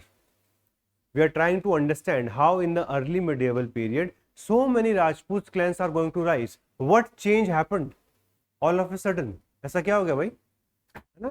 We have so many people and all of them, they are claiming the Rajput status. So it means if we see such a big geographical area of India, do you think it is easy to say that all of them had rise by the same theory? It is impossible. Some may belong to dominant groups, some may be even part of the Brahmana Kshatriya status. So they all of them are going to belong to different kinds of theories. वो हम बाद में conclusion में देखेंगे. Let us see one more theory. Foreign origin. When you are not able to understand anything, सबसे easy क्या होता है? बाहर से आए होंगे. विलायत से आए हैं, ठीक है. So it becomes foreign origin theory. It comes from Colonel James Todd. Kindly underline his name, Colonel James Todd. He has written a lot about Rajasthan and its history. Colonel James Todd. V.S. Smith, they have supported this theory and they say that they are descendant of races like Shakas, Kushan and Hunas. All of us know during the ancient period, all these dynasties were ruling in this area. But how can we link them directly to these? It's next to impossible. But still, this theory has been put forward that बाकी सब छोड़ो, they must have come from foreign. Next, again, one more theory, tribal origin theory. So what we see, many of the tribals, they shifted towards agriculture, and then eventually they went for political power. And once they eyed this political power, they also took the status of Rajputs. There are various theories. I'm not saying any one of these theories is going to be right. No, there are so many explanations for the same thing. And this is the beauty of understanding the debates. This is one of a debate in history. How can we evaluate the rise of the Rajputs? Let us see. So, Pratiharas, who were basically pastoralists initially, belonged to the Gujjar clan, but went on to become an important ruling power in the 8th century. Some tribe origin became Rajput, like Gonds became Chandelas, Bhad became Rathor, and Kharwar became Gadwal. So, this is how, when we trace individual Rajput clan, we are able to get more clarity than just saying that these were the Rajputs. है ना, जब हर किसी के पीछे जाएंगे कि हाँ भाई Gonds के कहाँ से ट्रांजिशन हुआ towards the Chandels, then we are able to understand that every clan has a different history, even though this became a trend to claim the status of Rajputs, and with the period of time, Rajput itself became a caste. Then, what is the overall process that we can link with the origin of Rajput?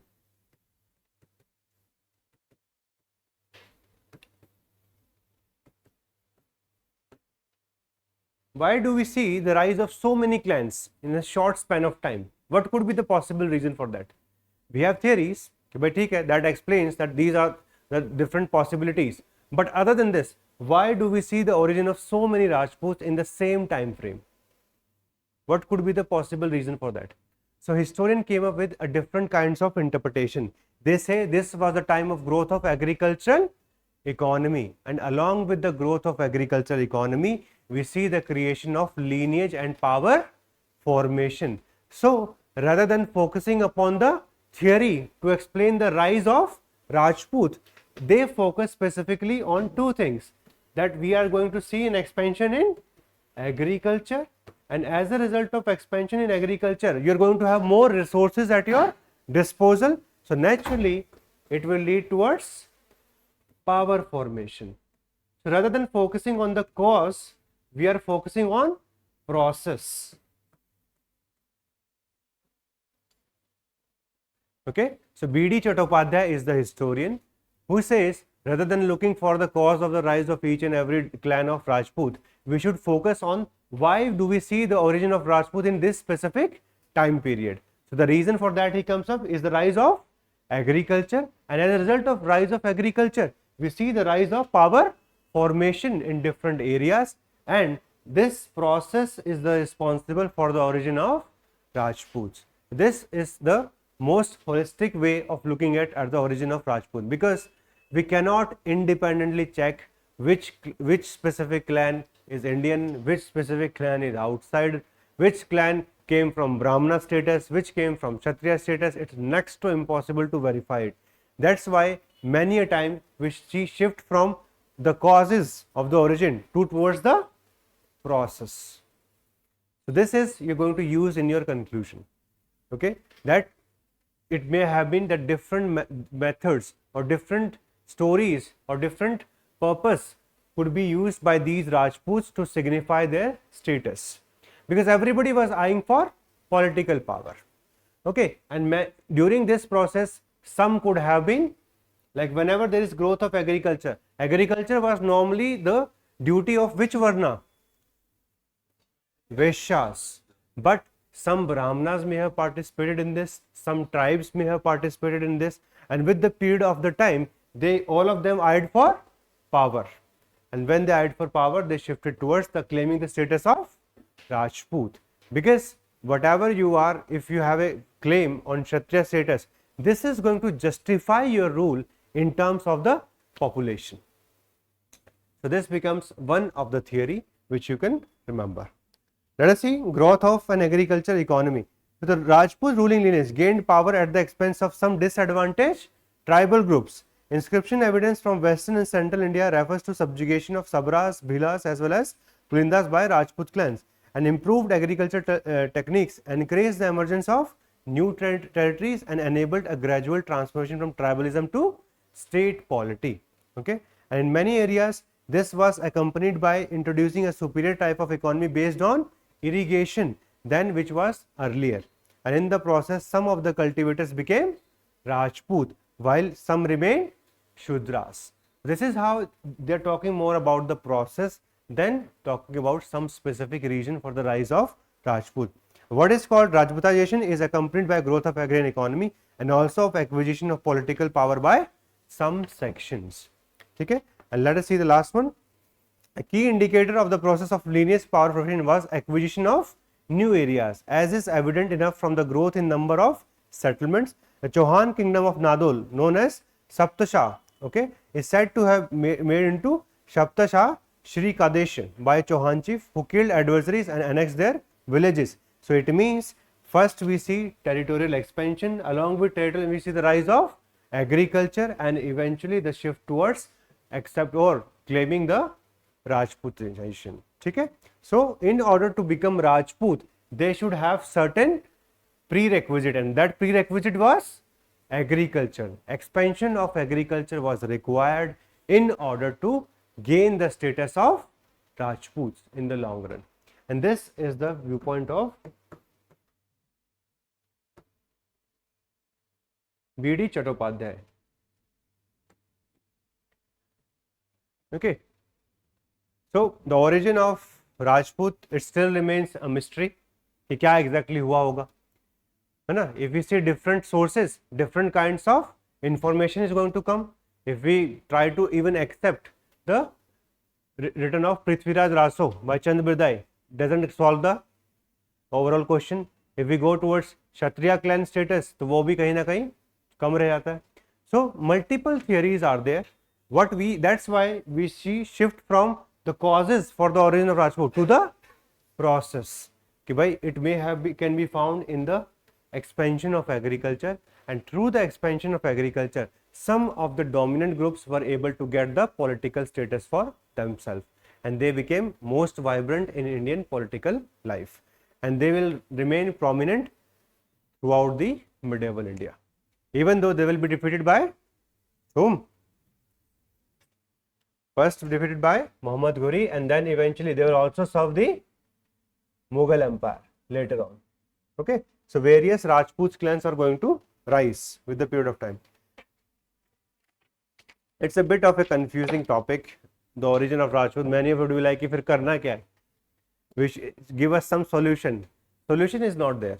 On some topics, we will have multiple theories. Okay, there may not be any acceptable conclusion also. This is what history is all about. On everything, you will not find simplistic answers. Okay, like suppose if somebody says कि भाई what were the factor responsible for the rise of Rajput, some will say कि भाई ठीक है, सबसे best factor क्या हो सकता है? It could be agriculture. The other person can argue no, it could have been the support of the religious classes. They helped in the legitimacy. So doubts on these various debates, they will never end. But from exam point of view, if a question comes, 10 marker at max is going to be, and what you're going to write? You write the 3-4 theories, and in the end you'll write the viewpoint of B.D. Chattopadhyay. That's it. Because इनके अंदर ज़्यादा घुसने का कोई फायदा नहीं है. These are not very important topics also. Like we have not seen any question on this. Okay, they have not asked even a single question from this topic, but हमें तो करना ही है.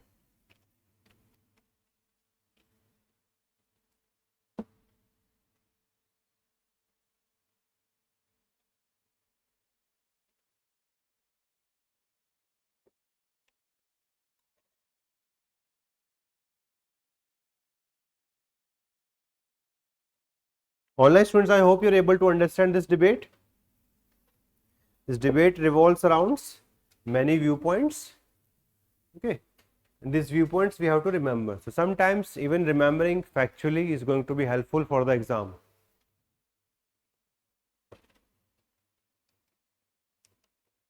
Okay.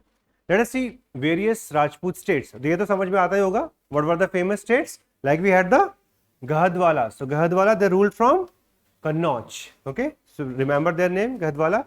And then one of the most famous rule is Jayachand. Jayachand will be defeated in the battle of Chandavar later on. Okay. Then we see Chauhans. The Chauhans, they came into prominence after decline of Gujra Pratiharas. Okay. There were various branches. Okay.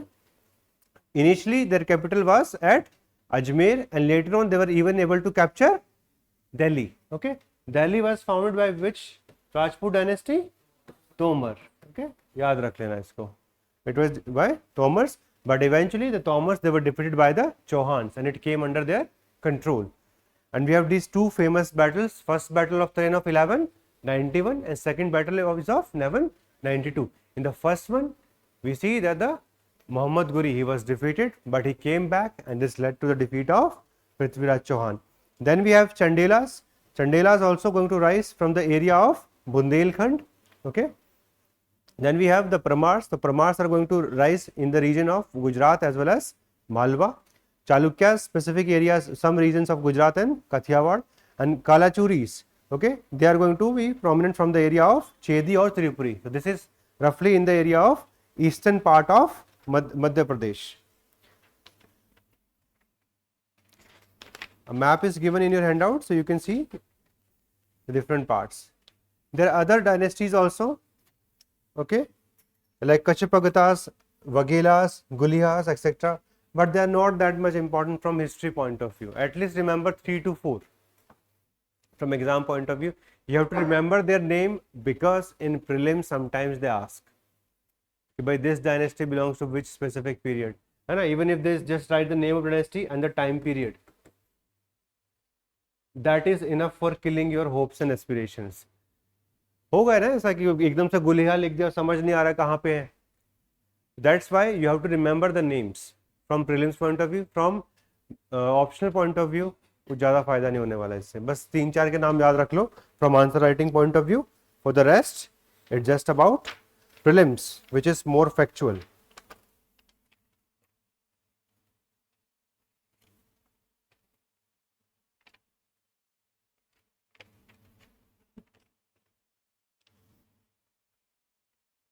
Let us see the polity of Rajputs.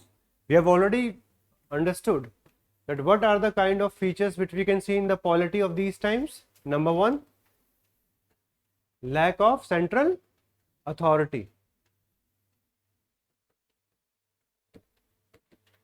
Since the central authority is not emerging, it leads to the emergence of feudalism. Okay. In feudalism, roughly the resources are under the control of the feudal lords. Okay. They are the one who are providing the soldiers. So that's why even the army is under the control of feudal lords. And that's why we have multiple laws. The elements of feudalism can be seen in Indian polity of these times. In India, this system is known as Samanta system.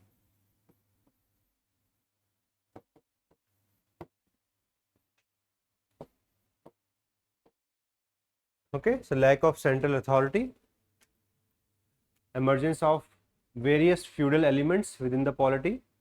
Okay. Third, as a corollary of this, is easy to understand, we do not find the practice of standing army. And what is the reason for this? Yes, secondary economic resources were declining.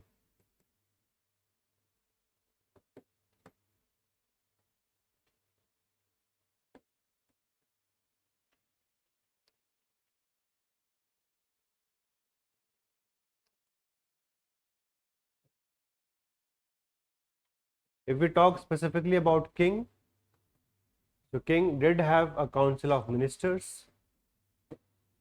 Okay, he was the main linchpin or the center of the administration. If we talk about provincial administration, so roughly the administrative units which we see from the time of the Guptas, okay, like the province was known as Bhukti and the districts were known as Vishya. So these kinds of administrative division has continued, okay, but the empire is relatively very weak.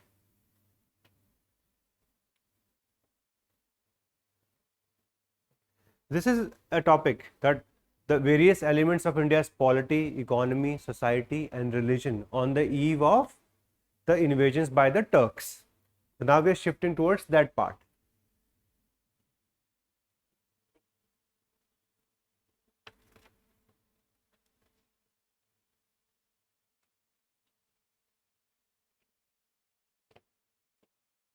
Let us see, come to page number 7. Very basic level understanding is there. First one.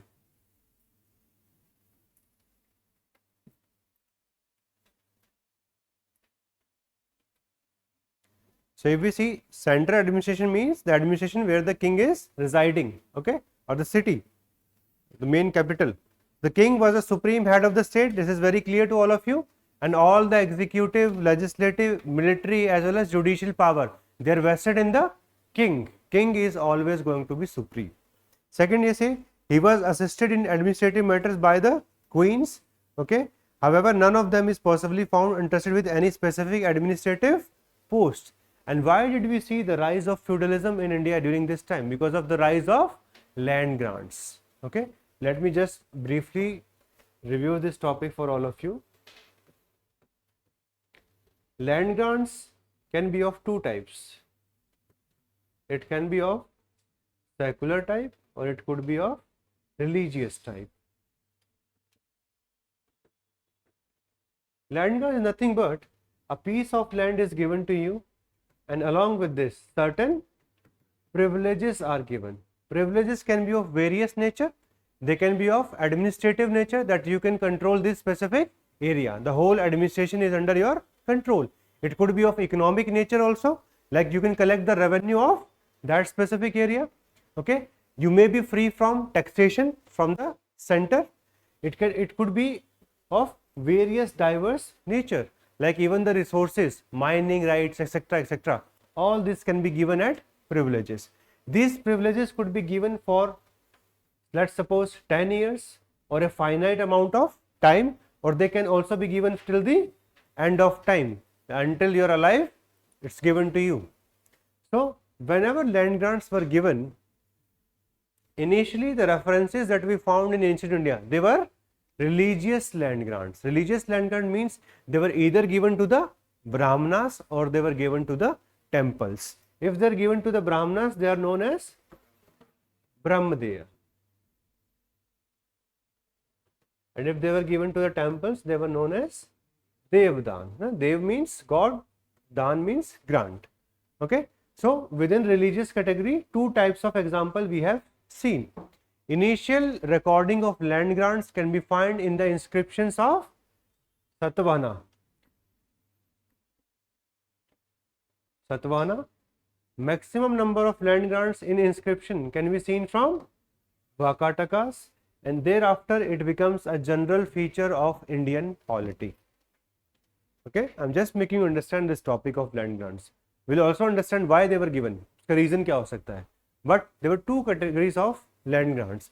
Initially, we see the major focus was on religious, but starting from Vakataka's period onward, they also became secular. It means they were given to military commanders, and since they are being given to the military commanders, eventually their power will increase in that specific area where the land grants has been given. And if you have substantial amount of resources, you can even challenge the central authority in the long run.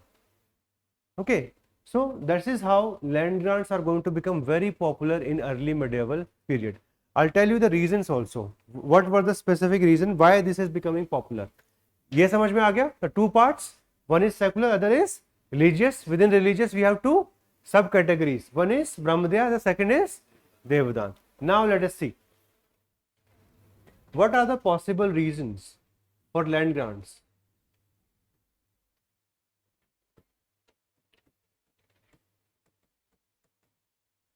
What political reasons can you think of? So if we see from political point of view, it may be done even for the extension of authority over a specific region where they may not have any kind of control. They can give it for that purpose. कि भाई ठीक है, that area is already a bit outside, I am giving it to you. ठीक है, so it can increase its extension of authority. Second, tell me what could be the possible reason? Why are they giving so many land grants? Second, as the reward also to military governors who have held specifically those kings in extension of their empires or their kingdoms. So as a reward also it can be given.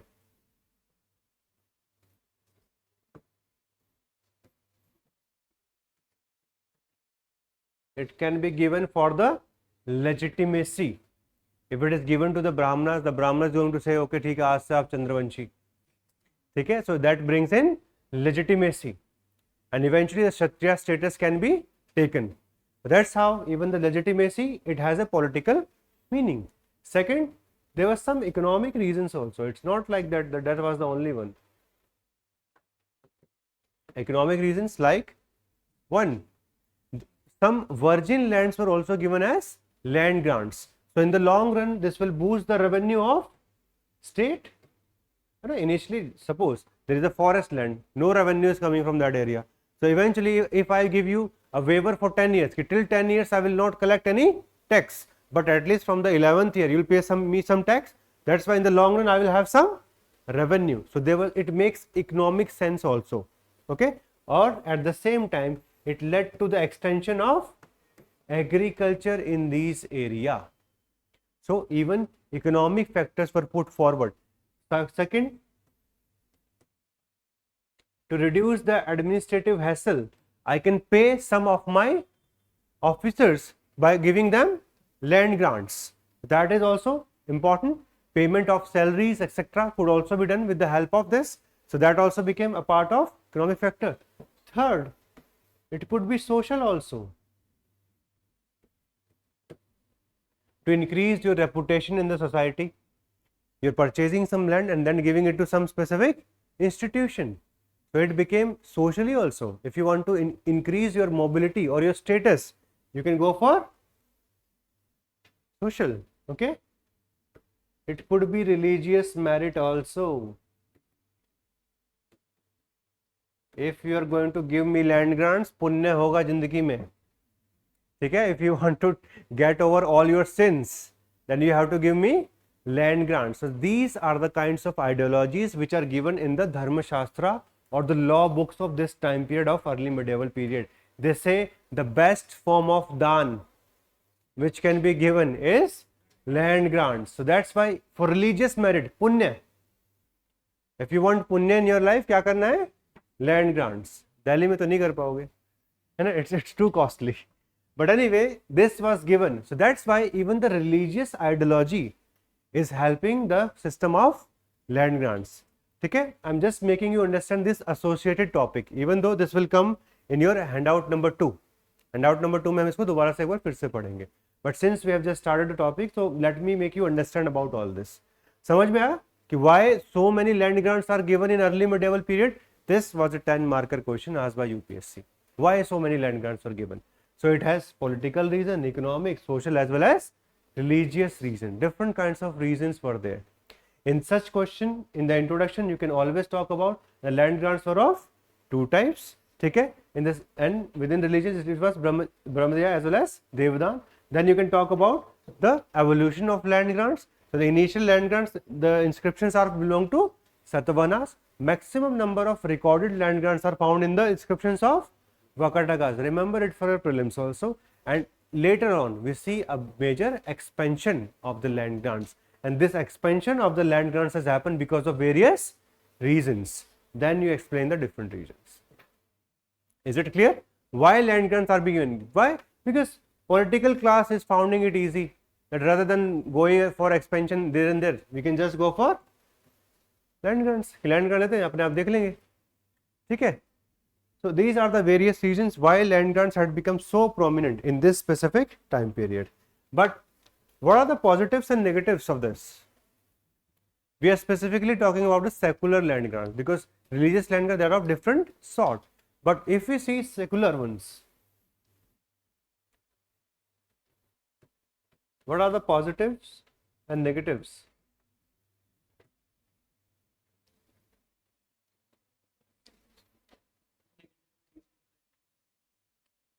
सिर्फ decentralise नहीं, मतलब what specific word? Positive में one thing is that they do not have to govern specifically that area, so administrative burden will get reduced. Second, they don't have to pay them specifically from their own revenue, they can collect their own revenue. So it was a matter of convenience. It was a matter of convenience for many of the monarch to give the secular land grants, and this was also going to ensure loyalty of their various military commanders. So it had some positives, but in the long run it is always going to be negative. And what are those? Number one, whenever they are going to have a weak ruler on the throne, they are always going to come up with a revolt. Number one. Second, they are, yes, so since they are giving this land grant, they are also losing their control on the army. They are becoming so much dependent among these feudal lords, which is not good for their future. Okay, so two major negatives which we can find is they become dependent even for the army, for this feudal lords. So it means the strength of the monarchy is on the decline.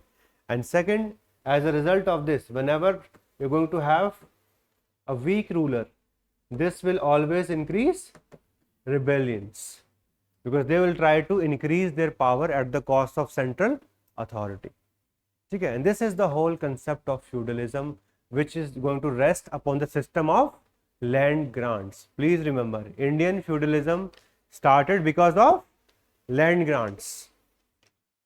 Okay, let us see the features, the polity of Rajputs. So I hope this point is now clear. Their involvement in administration is borne out indirectly in some of the land grants, and they are found granting land grants with the formal permission of king. Okay, so king himself is providing land grants, and this will lead to decentralization. Then we see council of ministers. So minister council, they acted as a consultative body, and it was hereditary. Okay, and the official also took these various titles like Rajputra, Ranaka, Thakur, Samanta, Mahasamanta, Raut, etc. So all these are also going to become titles of the bureaucracy. Then we see the provincial administration. So provincial administration, it was divided into bhuktis. Okay, various kinds of subdivisions are mentioned, so there is no formalization. If we see local administration, so at the lowest level we had the villages, and villages, they used to function with the help of their samitis known as panchkula, means 5 people, like the concept of sarpanch. Okay, that will become prominent in the later times. So there we see panchkula, 5 members in a village like panchayat, mahajan and mahatras. Remember this mahatras, remember these keywords. Such keywords are often asked in prelims. Okay.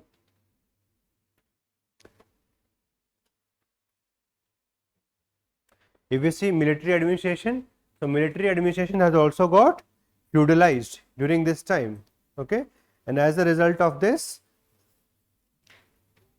the king is now dependent upon their feudal lords. They are not having a standing army.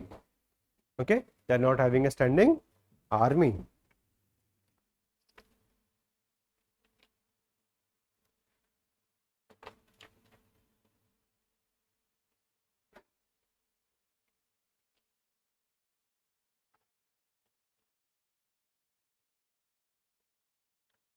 Let us see the analysis of this system. Number one, the political system of Rajput is to be defined as a bureaucratic cum feudal in character. Please remember one of the features. Second, absence of uniformity in adoption of strategy as well as organization of troops. Okay. Third, different clans, they were trying to engage in warfare. They were fighting among themselves. It was not like that everybody who is a Rajput, they are going to have friendly relationship. No, They were fighting among one another, and the chief weakness of them was found in their backwardness in the field of military technology, which will be responsible for the defeat in the hands of Turks. Okay. Then next one, forts became very prominent for these Rajput rulers. They were used for defense as well as to fight against the adversaries. Okay, like the fort of Mandor, originally constructed by the Pratiharas, Chandela, etc., were also builders of great forts and fortresses.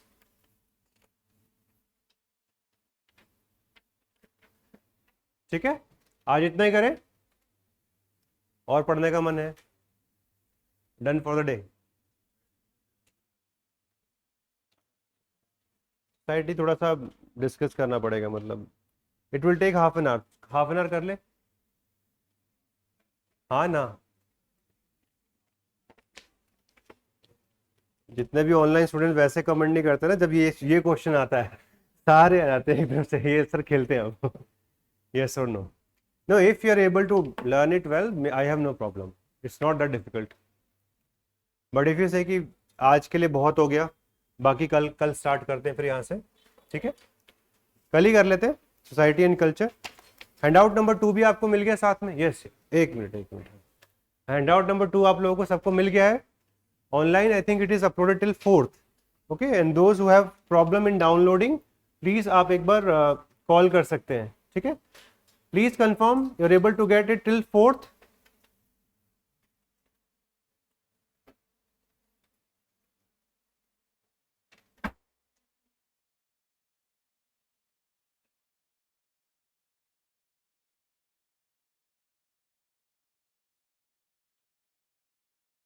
Lakshmi, you will get a call from the office. Only first.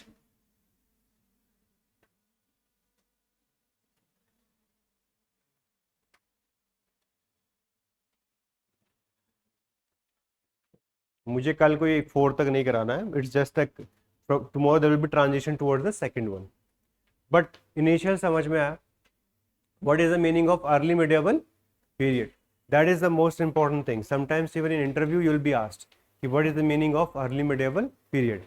So can we just say that in early medieval period we find transition in polity, we'll see transition even in society, some specific characteristics, economy,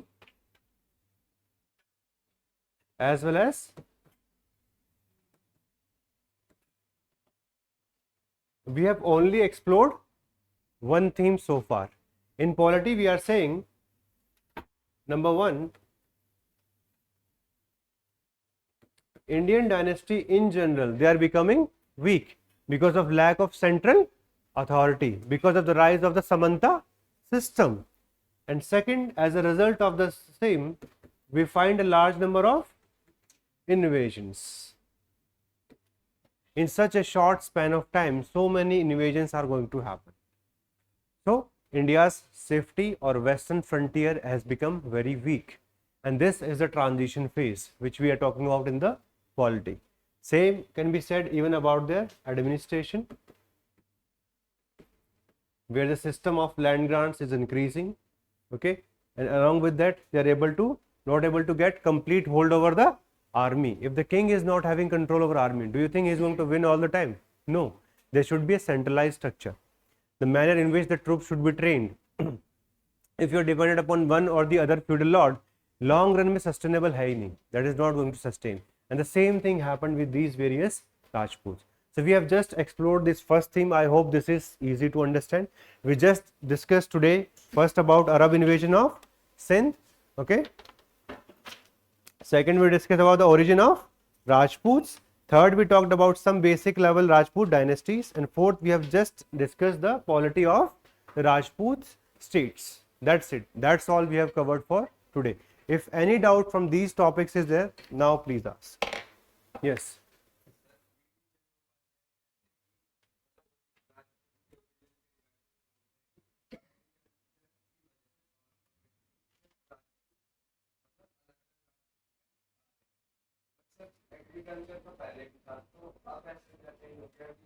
अभी क्या हो रहा है कि during the early medieval period, ठीक है, secondary economic activities are going to decline. क्या होता है ना, मतलब suppose in economy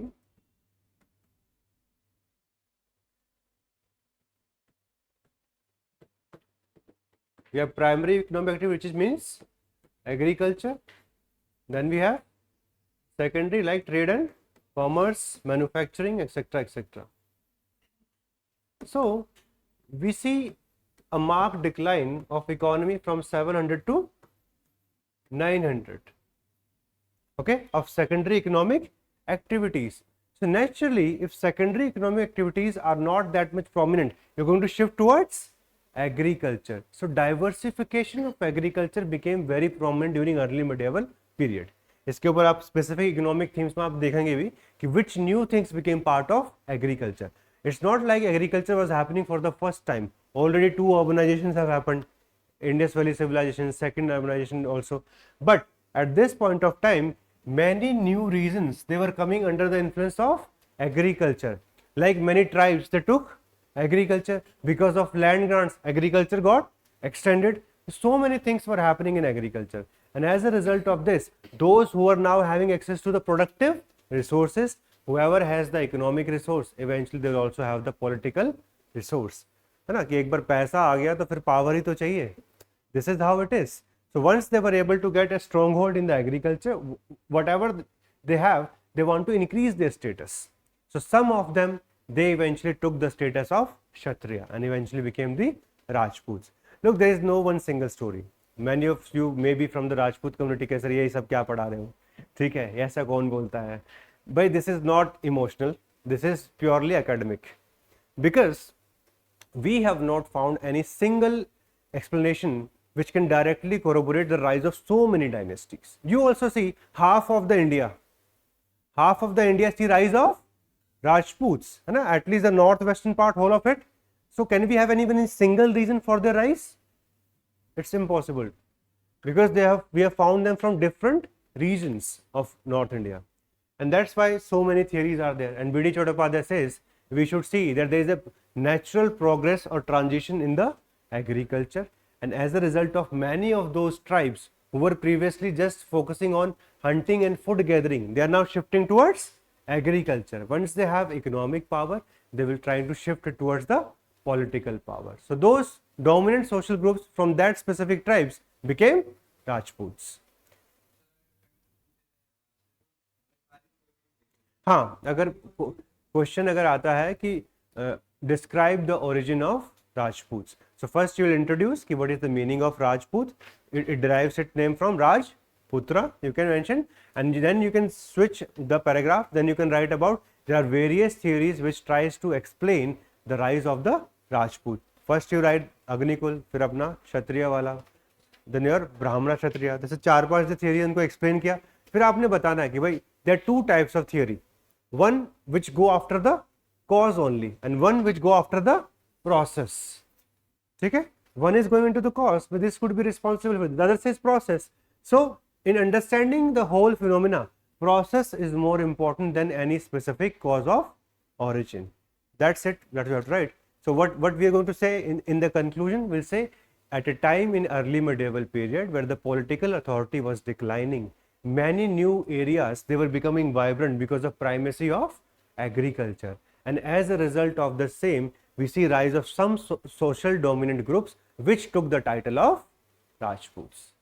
So this is how we can write a conclusion on this. Okay? Yes, any other question?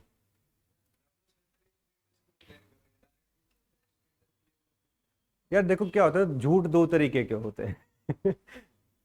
It may be so that they may have lineage also. Like suppose both Brahmana and Kshatriya, they are the most revered varnas, है ना, सबसे ज्यादा. One is the religious head, other is the political head. So they said चलो ठीक है, नई story लेके आते हैं. नई स्टोरी में भी interlinkages of both of them.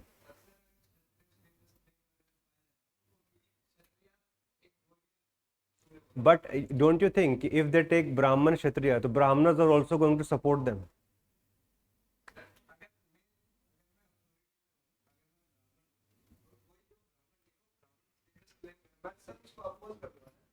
You will oppose it, but they have money. They can give political patronage. They can give dan and dakshina. So what he will say? Suryavanshi. Suryavanshi. Eventually it's just about economics after a point of time. देखो economic transaction हमेशा important रहते हैं, ठीक है. Do you see any major business house of India against any specific political party? फायदा है किसी भी business house का to go against Congress, to go against BJP? No, it's a relationship. ठीक है. धीरू भाई अंबानी का पता क्या बोलते थे? बोलते थे जब मंत्री हो चाहे संतरी हो हम सबको सलाम ठोकते हैं. संतरी is word use for the guard. ठीक है. तो it means there are always principles. If you are from religious class you know that you are not going to rule. Even if I am taking the status of Brahman Kshatriya, eventually I am going to give patronage to you. तो भाई मजा करो ना life में. ठीक है. Why to see all those. Life में उतने कन्फ्लिक्ट होते नहीं. In theory at times there too many conflict, but the practicals वही ज्यादा इंपॉर्टेंट होते हैं in the phase of transition. So that may be so. ठीक है.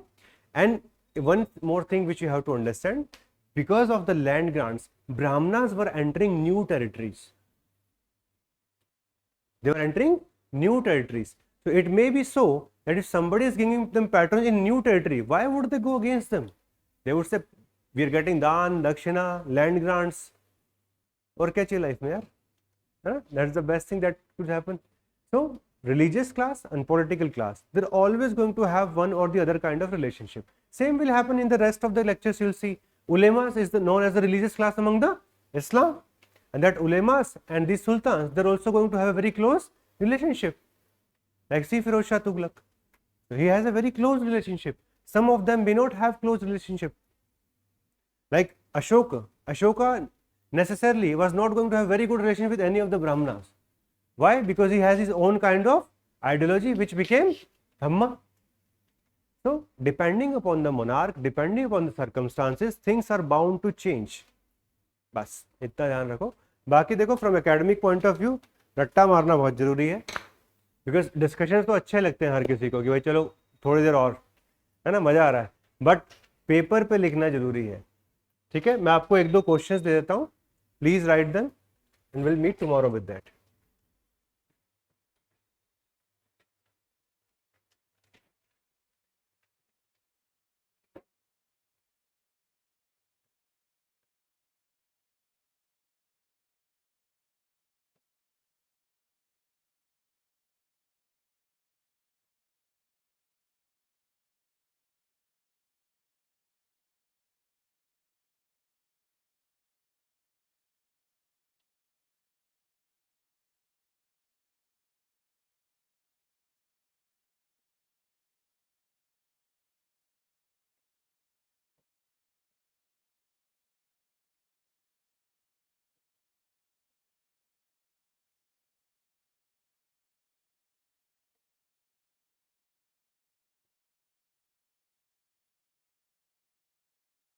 चलो इजी ले लो. Right.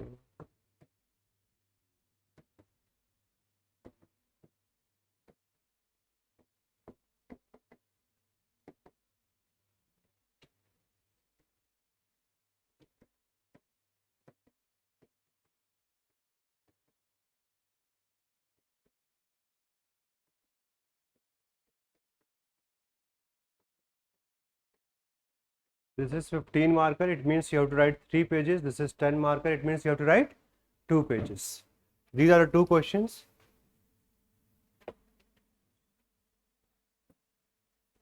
We'll add all the handouts today. Okay?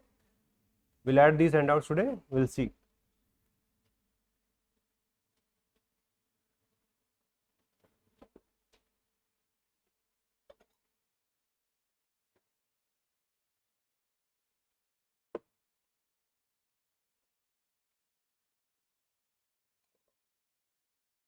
समझ में आई चीजें?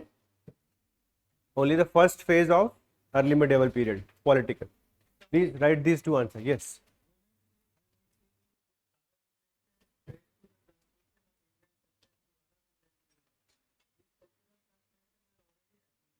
It was happening, but it became more direct now.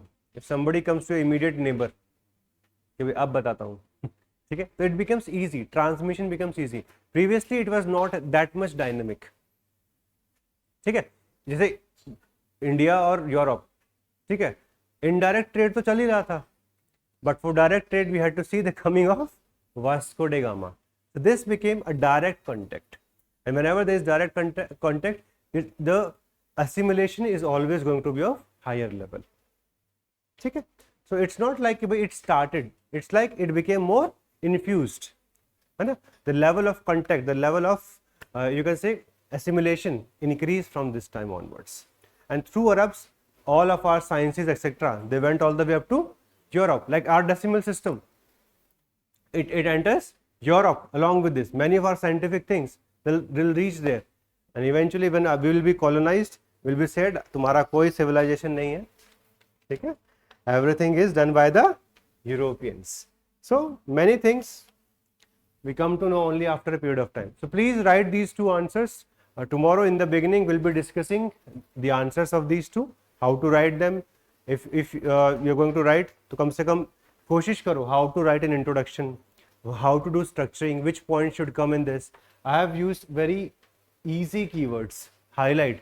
So you have to highlight the circumstances, and with respect to impact, all of you know by now that the political impact was very muted, while the major impact can be seen in social, cultural and economic arenas. That is what you have to write in the first question. Second question is just a short note on the origin of Rajputs. So in this, write an introduction about the Rajputs, then specifically mention the various theories on with respect to the origin, divided into two parts, one on the cause, second on the process, explain them in brief, and just in 2 pages you have to come up with a conclusion. So we have discussed both these topics, तो इसका कम से कम एक answer जरूर कर लिखना है, ठीक है, so let us do so. So online students, that's it for today. We'll meet tomorrow. Tomorrow class will be on portal. Already the love is lost with YouTube.